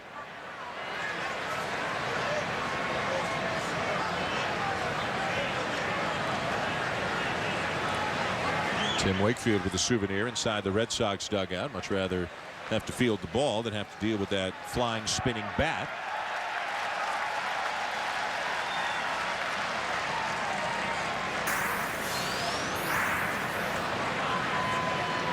.108 pitches now, 107 rather for Beckett. 8 strikeouts on the night. Topped up the first baseline. Beckett will apply the tag. Drew retired, 1 down. And time now for tonight's perfect combination presented by Reese's. And back in 2001 for the Arizona Diamondbacks, it certainly was perfect. The co-MVPs of the World Series, Curt Schilling and Randy Johnson. Remember, Johnson started and won Game 6. Schilling started and was terrific in Game 7 and was relieved by Randy Johnson, who got the win in relief. Was pitching on no day's rest. Started Game 6, relieved into Game 7. Randy Johnson will start Wednesday night here at Fenway on ESPN2. Curt Schilling undergoing surgery today. Well, and the results we're hearing are that it came through it successfully, and maybe not as bad as they thought, as they did not have to deal with anything. Rotator cuff injury, tendinosis, and fixed the labrum. And they're saying he might be able to get back and start throwing the ball in January. So if he decides to go back down that road, the option may be there. Orlando Hudson 1 for 3. Randy Johnson now 44 years old. High fly ball to left. Ellsbury there, 2 down. Back to Robert Flores in the studio. Game 1 of the College World Series Best of 3 Championship Series. Fresno State, the Cinderella team, with a 6-3 lead until Gordon Beckham brings the Bulldogs within 1. Beckham, the 8th overall pick in the recent draft. Fresno State leading by 1, 6-5. All right, Robert, here 2-0 Arizona leading Boston. We're in the top of the 8th inning at Fenway Park. A rain delay of about half an hour at the beginning of the night. And after that, a beautiful night and a great pitching matchup between Josh Beckett and Dan Herron. The only runs of the game scoring in the top of the 7th. An RBI double by Chris Young, an RBI ground out by Chris Snyder on a play really that Brandon Moss would be the first to tell you down at first base he should have made. A throw home if he doesn't bobble the grounder, and they get the man easily. And for Arizona, a team in need of wins, a team swept over the weekend by Minnesota, to go out there and beat Josh Beckett. This would be one of those days maybe the Diamondbacks look back later on in the season and say, hey, we turned a corner. Eric Burns came back, winning at Fenway against Josh Beckett. If they can get the last 6 out, this could be a big night for the Diamondbacks. And you know, you got big hits out of Chris Young, you got a big hit out of Mark Reynolds, and Justin Upton had some good at-bats as well. So if you start to look for things to build on with a young team, which you have to do, you have to find reasons to grow. Bob Melvin, the manager, talked before the game. He said, listen, we're a young team. And then we probably got a little full of ourselves after the first month of the season. Everybody said, oh, we're going to run away with it. And we read our press clippings a little bit. And then this game, which it can do so often, humbled this team. And now they're trying to figure out who they are. Popped up. Moss there, and that is all for the Diamondbacks in the top of the 8th. To the bottom of the 8th at Fenway, the Red Sox coming up trailing 2-0.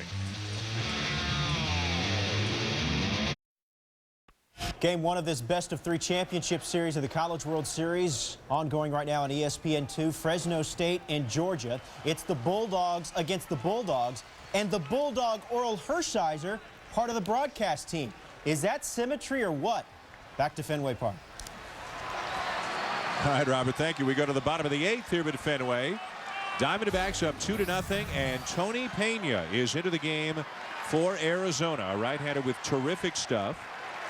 And theoretically, the heir apparent at some point to the closer's job for the Diamondbacks, although Brandon Lyon has done a sensational job this year. Lyon, a former member of the Red Sox. A year ago in 75 appearances, Pena with a .327 ERA and allowed only 63 hits in 85 innings. That's something on the beach ball. Came out on the warning track in center field. That's the reason for the brief delay. 2-0 Arizona, bottom of the 8th. Coco Crisp, Julio Lugo, and then back to the top of the order for Jacoby Ellsbury to face Pena. Dan Herron, 7 innings, 2 hits, no runs tonight. Pena has one of those special arms where he can run that fastball up there. And, you know, he's not the tallest guy, only about 6'2", 6'3", but he has a real presence on the mound. He's a big, thick guy, looks very strong, and 97, 98 with a fastball and an outstanding slider. Glaring in at the hitter, daring you to hit him. They're in on the corners. Now Jackson backs up a bit at first as Crisp takes the fastball up and away. 97 miles an hour, according to the radar gun here at Fenway, on each of the first two pitches from Tony Pena. The bullpen for the Diamondbacks, by and large, has been one of their strengths. The work of Pena in the 8th, Lyon in the 9th. Weekly hit.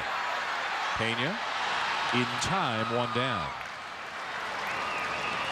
More baseball comes your way on ESPN. It is Sunday Night Baseball, presented by Taco Bell, beginning at 8 Eastern from U.S. Cellular Field on the south side of Chicago.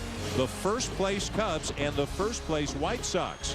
And 1 week from tonight, we will be at Busch Stadium in St. Louis as the New York Mets provide the opposition against the St. Louis Cardinals. Monday Night Baseball presented by Holiday Inn on ESPN at 7 Eastern. That guy in the Green Monster flipping those signs around pretty quick for us, wasn't he? Here's Lugo. A ground out and a strikeout.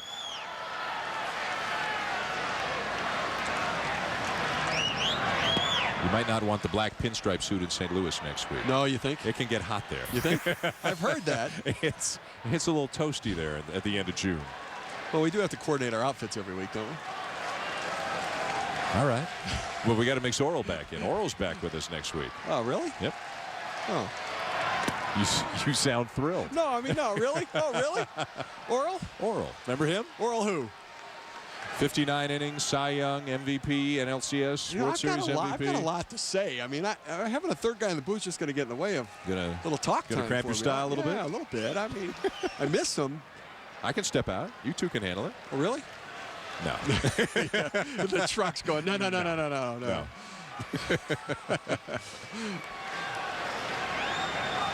We do miss Oral. Fouled back just below us by Lugo. Well, the truck has nicely decided to, in case you actually forget who he is, this is the guy we're talking about. The Bulldog. Oh, yeah. As good a year, 1988, as good a year as any pitcher has had in, well, when do you have to go back maybe to Koufax in the 60s to find a guy who had as incredible a year as Oral had in 88? A scoreless streak. There's a guy who could tell you a little bit about Oral Hershiser. Kirk Gibson. I grew up in Detroit, and obviously he was a great Tiger before moving on. Teammate of Bob Melvin. Now his bench coach for the D-backs. Still pretty intense, huh? Oh. Up and away, 2-2. You know, every manager, and Bob Melvin's a nice guy. You know, he's kind of more of a soft-spoken guy. Well, every one of those kind of managers needs kind of their strong-arm guy. And Gibson is Bob Melvin's, henchman. He's the guy to go and get on somebody if it's needed. And sometimes doesn't actually wait for permission to go do it. He just kind of... Well, who's going to argue with him? No, nobody. He could fly when he was a player. Well, Bob Melvin says that Gibson's taken a special interest in Justin Upton as a power speed guy. They share some things in common. Here's that famous at-bat, as you saw, the only one that Gibson took in the 1988 World Series. The great call by Vin Scully. The best part always to me is the brake lights on the cars that are leaving Dodger Stadium as they can hear Vin Scully's call, and they're all saying to themselves, oh, man, why did I leave early? And the underdog Dodgers winning the 1988 World Series. Now, Gibson has kind of that toughness that Youkilis shows, but he has the athleticism of a Justin Upton with that power and speed and that unique combination to impact the game. What a gritty player he was.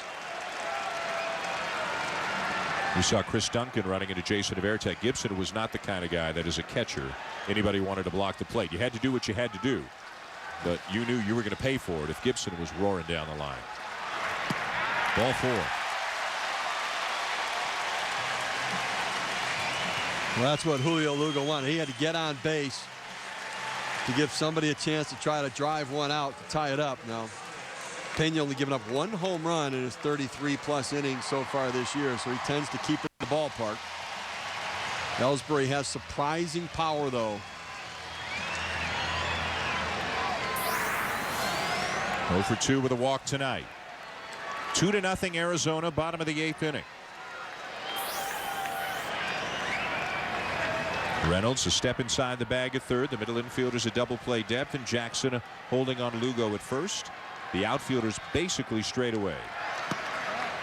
A strike.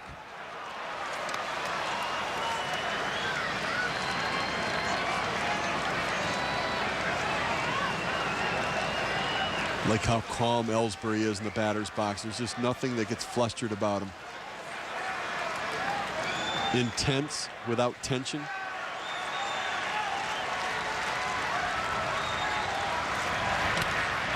Lined into center, a base hit. Lugo stops at second.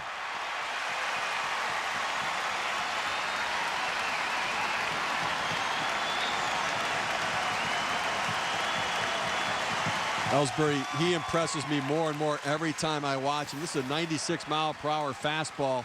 He missed a spot, ran it over the plate a little bit, but he just keeps his bat in the plane of the ball for such a long time, sweeping it through there.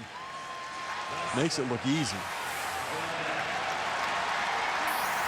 Now the Red Sox, with their potent offense, as you would imagine, they have come back more often than most. 5 wins when trailing after 7 innings. It doesn't sound like that much, but it is the most in the American League. Once you get late into the game and you're facing the top relievers on another team, if you're trailing, it's all but over. But not so for the Red Sox. Dustin Pedroia, the batter, a swing and a miss. This is Pena's inning, for better or for worse. Brandon Lyon is the closer. He'll work the 9th if there's still a lead. Nobody is throwing right now in the Arizona pen.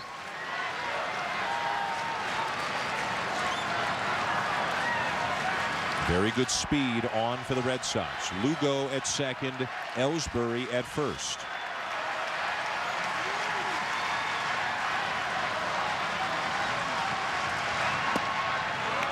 A little low, a ball and a strike. Dustin Pedroia had really been struggling, and now he's gotten things going again. And the biggest difference has been working with Dave Megan and the hitting coach, is Pedroia has let the ball come to him. When he was struggling, he was jumping out there, trying to do too much. When the hitter jumps at the pitch, you speed it up, let it come into the zone. Fastball lined into left for a base hit. Lugo will stop at third, and the Red Sox have loaded the bases in the bottom of the 8th.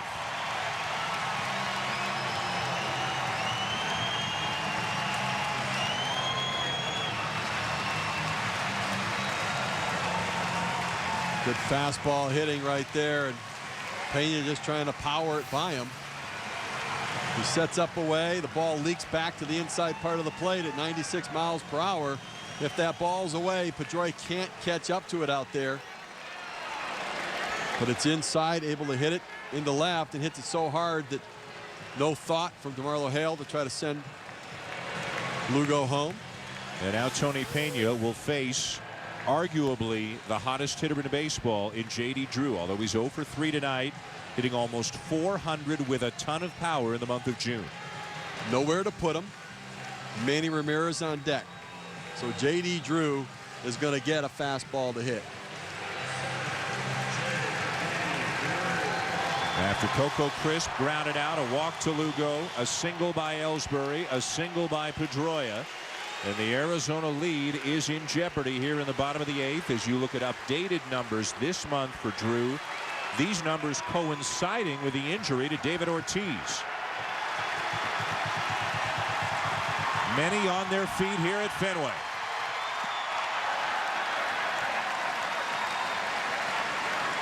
Average arm from Eric Burns in left, but he gets to it quickly. Average arm in center from Chris Young, but playing fairly deep. Justin Upton has one of the best arms in the major leagues.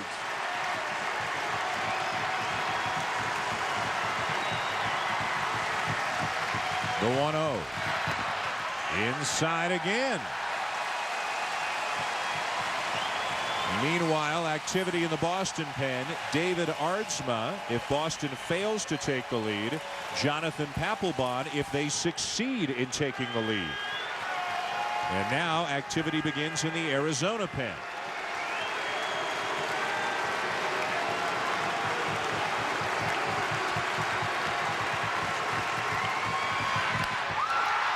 To center field. Young the catch, tagging at third. Lugo, he will score. The throw into third base, 2-1.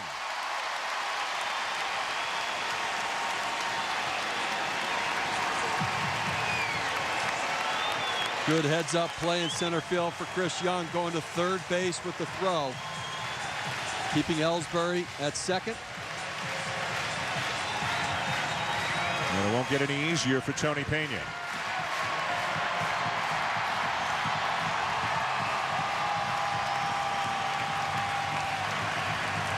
And Dan Herron leaving after 7 was just over 100 pitches. Got out of a 2-on, 1-out jam in the 7th. Pena came out to work the 8th, and the Red Sox have responded. There's Brandon Lyon, the closer. Manny 0 for 2 with a walk.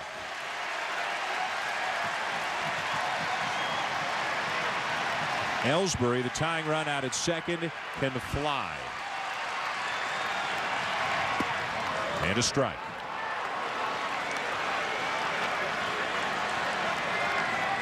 Conventional wisdom says you don't want the go-ahead run in scoring position, and that's Pedroia at first. But you do have a base open right here with Manny Ramirez up. It's third base, but you do have it open.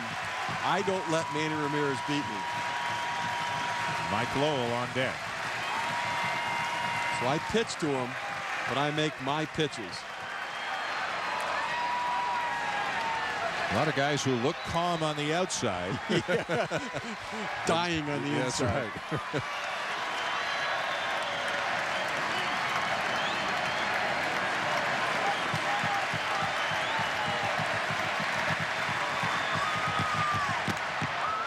Just off the outside corner. That's a 91-mile-an-hour slider from Tony Pena. Not a whole lot of tilt to it, but great velocity.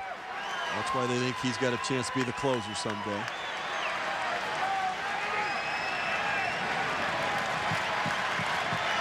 And sometimes the job of those 8th inning guys is just as tough as the job of the 9th inning guys, although in Pena's case, he made the situation tougher. He started the inning, gave up a walk and a couple of hits. Fastball fouled off.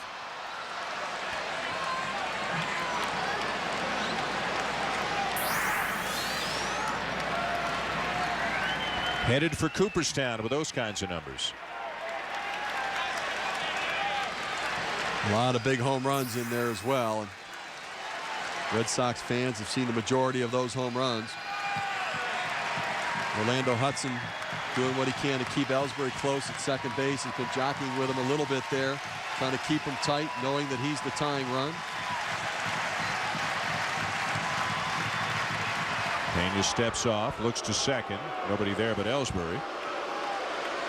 You know, you don't want your pitcher to get too distracted and worried about the runner, because you do have Manny Ramirez at the plate, but you also know you have to try to keep him close enough to throw him out at the plate. I don't think you're going to throw him out on a single anywhere, especially as deep as they're playing in the outfield. They're playing no doubles right now. The 1-2. Fastball outside.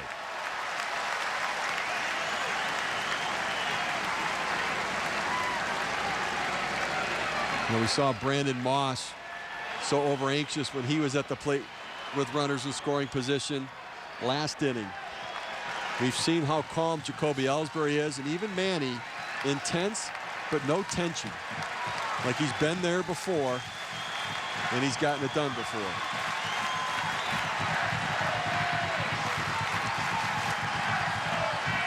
The 2-2. And a breaking ball fouled back, and that pitch got way more of the plate than Tony Pena wanted it to. Sure did. That was a slider that he got it up in the zone a little bit. Got very lucky that Manny didn't drive that one out to the green monster. They set up away for the slider, kind of backed up on him up in the zone, and Manny is saying to himself, please let me get that one back again. I just missed it. Crowd on its feet. Another sellout, as they all are here with the Fenway. A 2-1 lead for the Diamondbacks in the bottom of the 8th. Pena, a 2-pitch guy. Fastball, slider. Manny has seen each of them multiple times, as now Snyder, the catcher, heads out to the mound.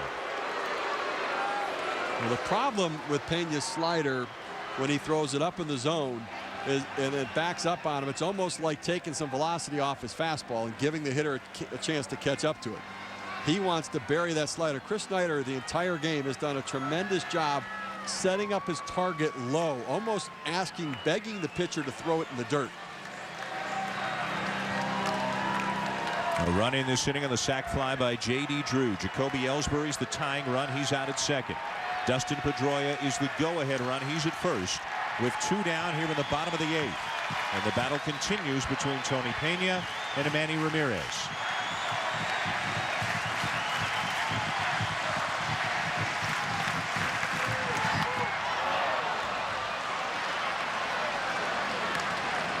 Well, there's something to be said for 97, 98 miles per hour and having the kind of velocity that allows you to make a mistake with your pitch and get away with it. You see them set up away. He's not hitting his spot, but he has enough velocity on it that he's tough to catch up to.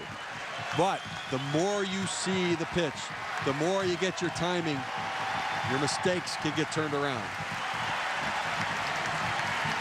Again, the 2-2. Line to third, and Reynolds has it.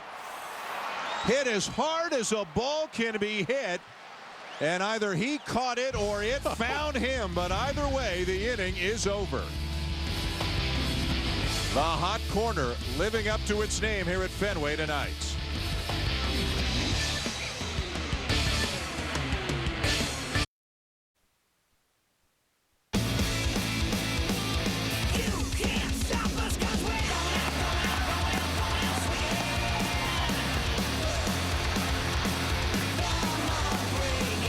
Going Out Swinging by Motley Crue. The album will be released tomorrow. One of the themes of the night. A lot of swinging and missing here tonight. A 2-1 game. It was scoreless through 6. Josh Beckett, Dan Herron. It's now in the hands of the bullpen. An escape by Tony Pena. Mark Reynolds probably still working on getting that heart rate down in the Arizona dugout after that screamer off the bat of Manny Ramirez to end the inning. New pitcher for the Boston Red Sox, right-hander David Aardsma, and another guy bringing the heat. That was 96. He has hit 99 this year. Jason Varitek said last week he doesn't think he's ever caught anybody who throws as hard as David Aardsma. Aardsma has struck out the side, Steve, in each of his last 2 appearances. Well, you just guaranteed he won't do it tonight. We've learned that already. Yes, that's true. Opponent's hitting only 200 against his fastball. And again, you run that thing up there, and if you can locate it, you're going to get your strikeouts. Chad Tracy has struck out looking in all 3 of his at-bats tonight. All those against Josh Beckett.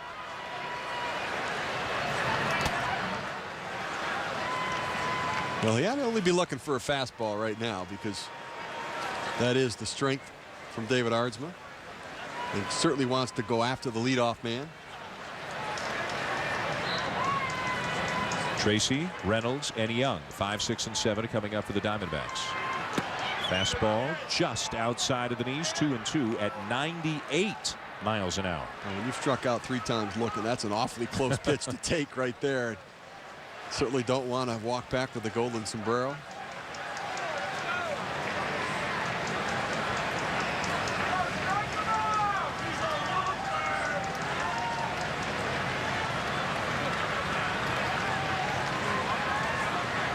The 2-2. And the breaking ball line to short and off the glove of Lugo into center field. Tracy aboard to begin the top of the 9th. Back to Robert Flores in the studio. Guides Arthur Rose, the pride of Waco, Texas, got his first save of the year for the Mariners. He strikes out Damian Easley in the bottom of the 9th. Felix Hernandez left this game with some sort of lower leg injury. Baseball Tonight should have an update immediately after you guys are done at Fenway.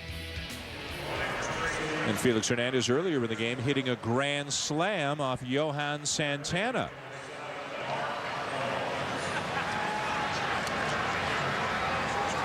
Chris Burke is in to run for Chad Tracy after what was scored a base hit for Tracy. He did hit it hard, but Julio Lugo will tell you he thought he should have made the play. Swinging a foul back by Reynolds, who was the third baseman who caught the screaming liner by Manny Ramirez at the end of the bottom of the 8th. Literally knocked his cap off. That was self-defense. Yeah. I mean, that ball was on him. It was a great play. He should have seen it because he had no chance of being able to have his eyes open on that one. Breaking ball down and away. Reynolds is a guy with power. 16 home runs on the season. Strikes out a ton. 94 strikeouts already this year. Streaky hitter. Hitting .253. The highest percentage of swings and misses in the major leagues. Of the 200 hitters that qualify, he swings and misses the most. We talked about Pedroia's short swing. He has a rather long swing at the plate, but some strength to drive the ball. 1-2. And there's been no shortage of good pitching here tonight from Beckett and Herron, the starters. A good live arm in Tony Pena, although he got himself in some trouble. Now David Aardsma. In the bottom of the 9th, presumably we'll see Brandon Lyon coming in for the Diamondbacks, and he is their closer, but he is not a flamethrower. He really has more of what you'd call starter stuff, a 3 or 4 pitch guy. Moves the ball around, hits the corners, but he has the intestinal fortitude to be a closer, and he's done a great job for the Diamondbacks.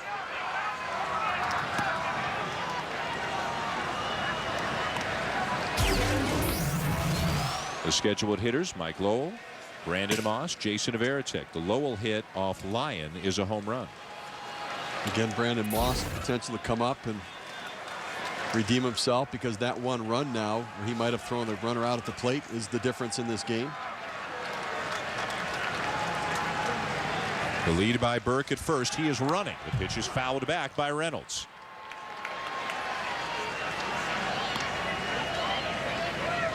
Now we've just messed up a ton of streaks so far tonight. So we may as well say this: Dan Herron has not won on the road this year, and he's never won at Fenway Park. 0-3 lifetime. Remember, he spent a few years with Oakland. By the way, who else we got? See if Burke's running again. Not this time. And it's inside a full count, and now maybe Bob Melvin will put it back on. I suspect he will try to stay out of the double play here, although we talked about the swings and misses. If I'm Jason Varitek, I have Aardsma throw over to first base, keep Burke close, maybe shorten him up one stride that I get to strike him out, throw him out double play. He's running, and it's outside, ball 4. So a base hit and a walk to get it started for the Diamondbacks in the top of the 9th.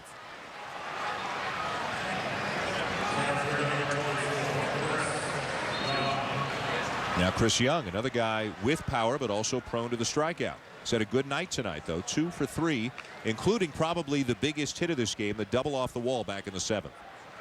A good fastball hitter, power on power. A guy who had been leading off quite a bit for the Diamondbacks before Eric Burns was activated off the disabled list. In on the Sox, Young does not have a sacrifice this season. He squares, pulls the bat back, and it's ball 1.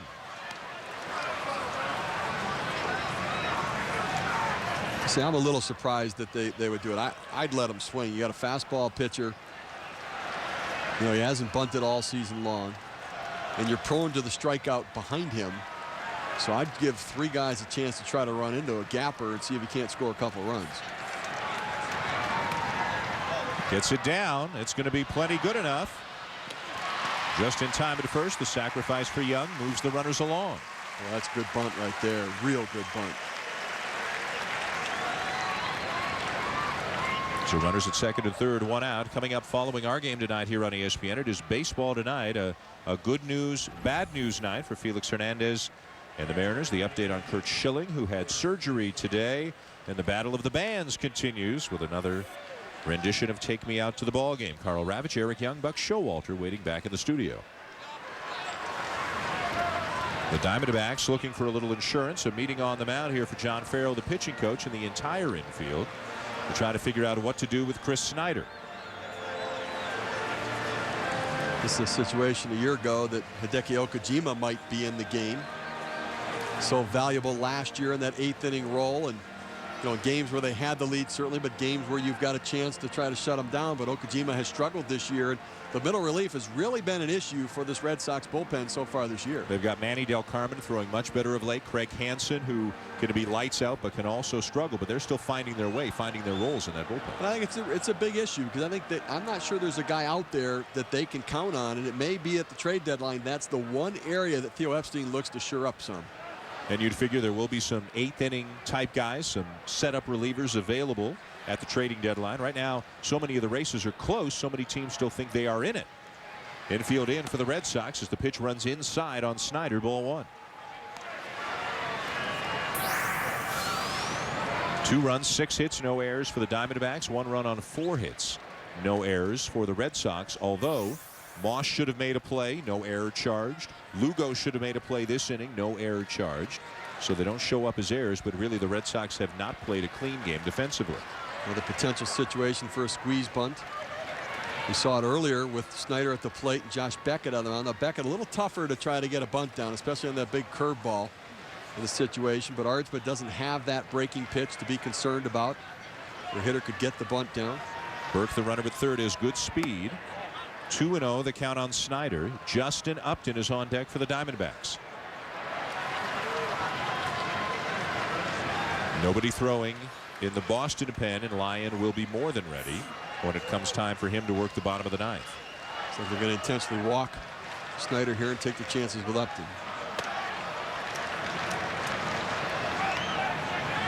Well, Upton, you have liked all 3 of his plate appearances so far here tonight. Much better. And the one thing about David Ardsma, he's a fastball pitcher. Upton looked like he's been on the fastball well tonight, and Ardsma's slider I think gets him in trouble sometimes because it's not a great pitch, and it oftentimes doesn't have that sharp break to it, and it really just takes something off the fastball. As a hitter, even a young hitter, Upton's a smart guy. He's composed, he's poised.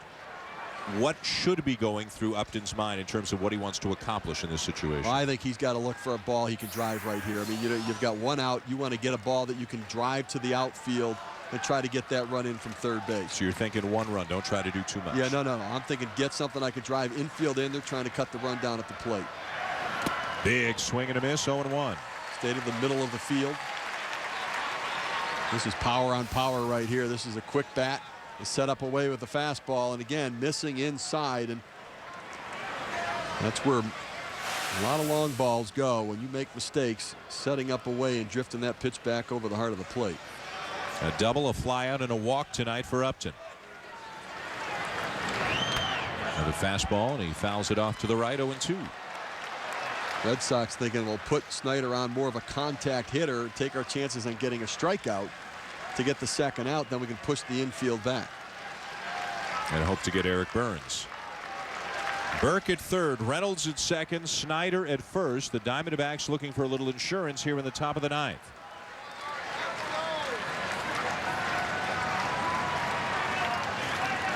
The 0-2.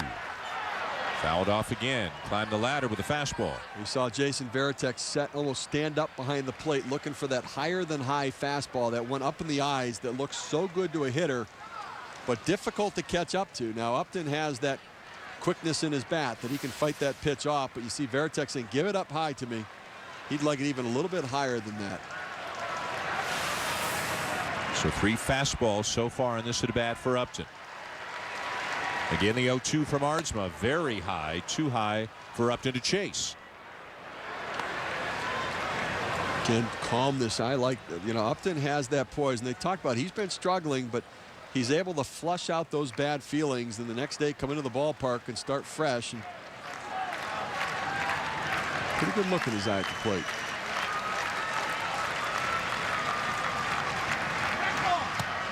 Swing and a miss. He got him. 2 down.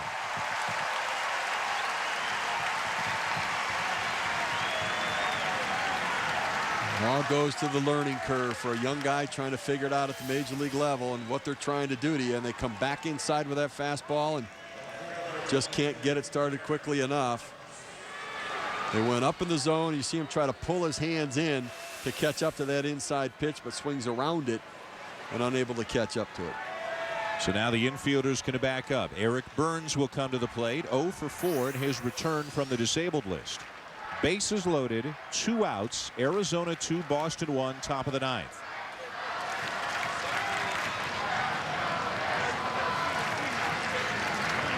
Swing and a miss. Well, I tell you, Mike Lowell's backing up at third base there, but Eric Burns is a guy who does bunt for a base hit. And with 2 outs, if Mike Lowell plays back deep, it doesn't have to be a great bunt because Burns can run. He'll give you the head first slide into first base and a chance to pick up an RBI as Lowell kind of moves back on the pitch as Ardsma comes set.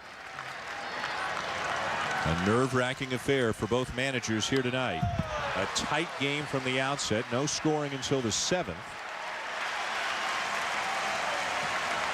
Ardsma ahead 0-2.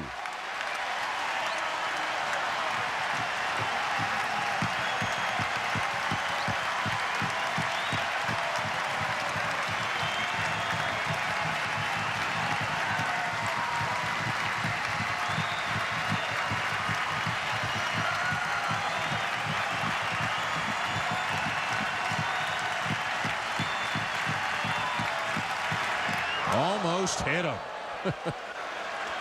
1 ball, 2 strikes on the always entertaining Eric Burns.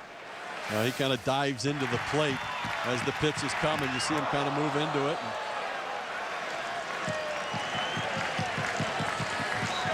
Crash test dummy, I think, is some of the things they say with him. He'll go plowing into outfield walls, and his helmet's always the one that has the most scuffs on it. And gave those hamstrings a bit of a workout trying to dodge that baseball. Sellout crowd, 427th consecutive sellout on their feet here at Fenway. Swing and a miss, and the inning is over. A pump of the fist from Ardsma. He escapes a bases-loaded 1-out jam. The Red Sox will come up in the bottom of the 9th, trailing by 1.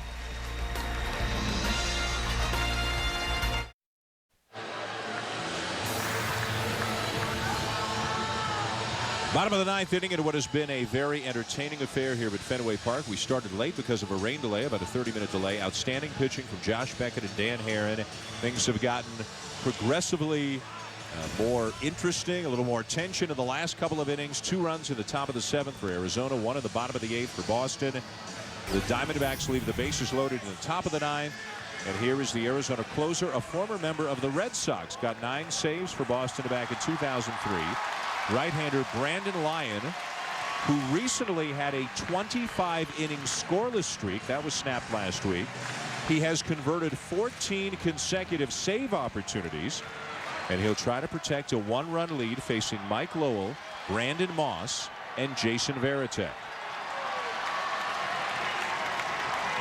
Again, Moss hitting in Youkilis' spot after Youkilis left with the eye injury. The pitch to Lowell. Fly ball to right field. Upton. 1 pitch, 1 out.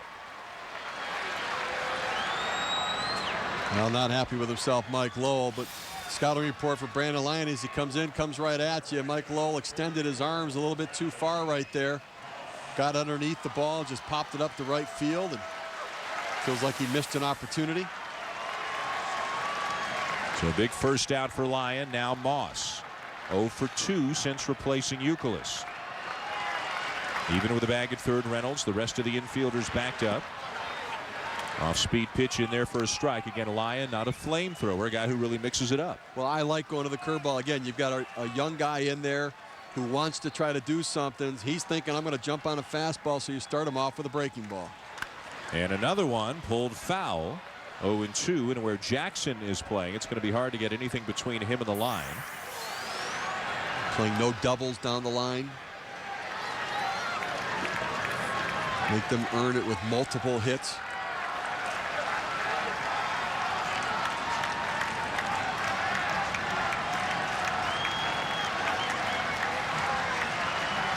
The 0-2.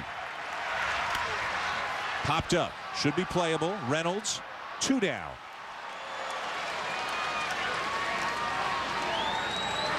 And now the Diamondbacks are an out away from a a big win. They're all big right now for this team that has been struggling for about 5 or 6 weeks. Started the season 20-8, 19-29 since. Swept at Minnesota over the weekend and trying to come up with a big win here in the first game of this 3-game series. It's games like these that made their season last year. 32-20 in one-run games last year, the best in the majors. This year at 10-9, not quite as effective. Jason Varitek. Curveball lifted in the air to left field. Playable for Eric Burns, and Arizona wins it. Brandon Lyon picks up the save, and the Diamondbacks beat Boston 2-1 in the opening game of this 3-game series. An outstanding pitching matchup tonight, and Dan Herron picks up the win to go to 8-4 on the season. Josh Beckett deserved a better fate. Brandon Lyon with save number 16, getting one against his former team. And hard to dispute, there were a lot of great performers in tonight's game, but Dan Herron is tonight's Pepsi Clutch performer of the game. And absolutely outstanding, and that split finger fastball so effective in this game, getting the Red Sox hitters out in front, swinging over the top, and then topping it into the ground, getting Dustin Pedroia right there. Then Manny Ramirez swinging over the top of it as well, and Julio Lugo taking it, locking him up, thinking fastball, getting split, and then Jason Varitek swinging over the top.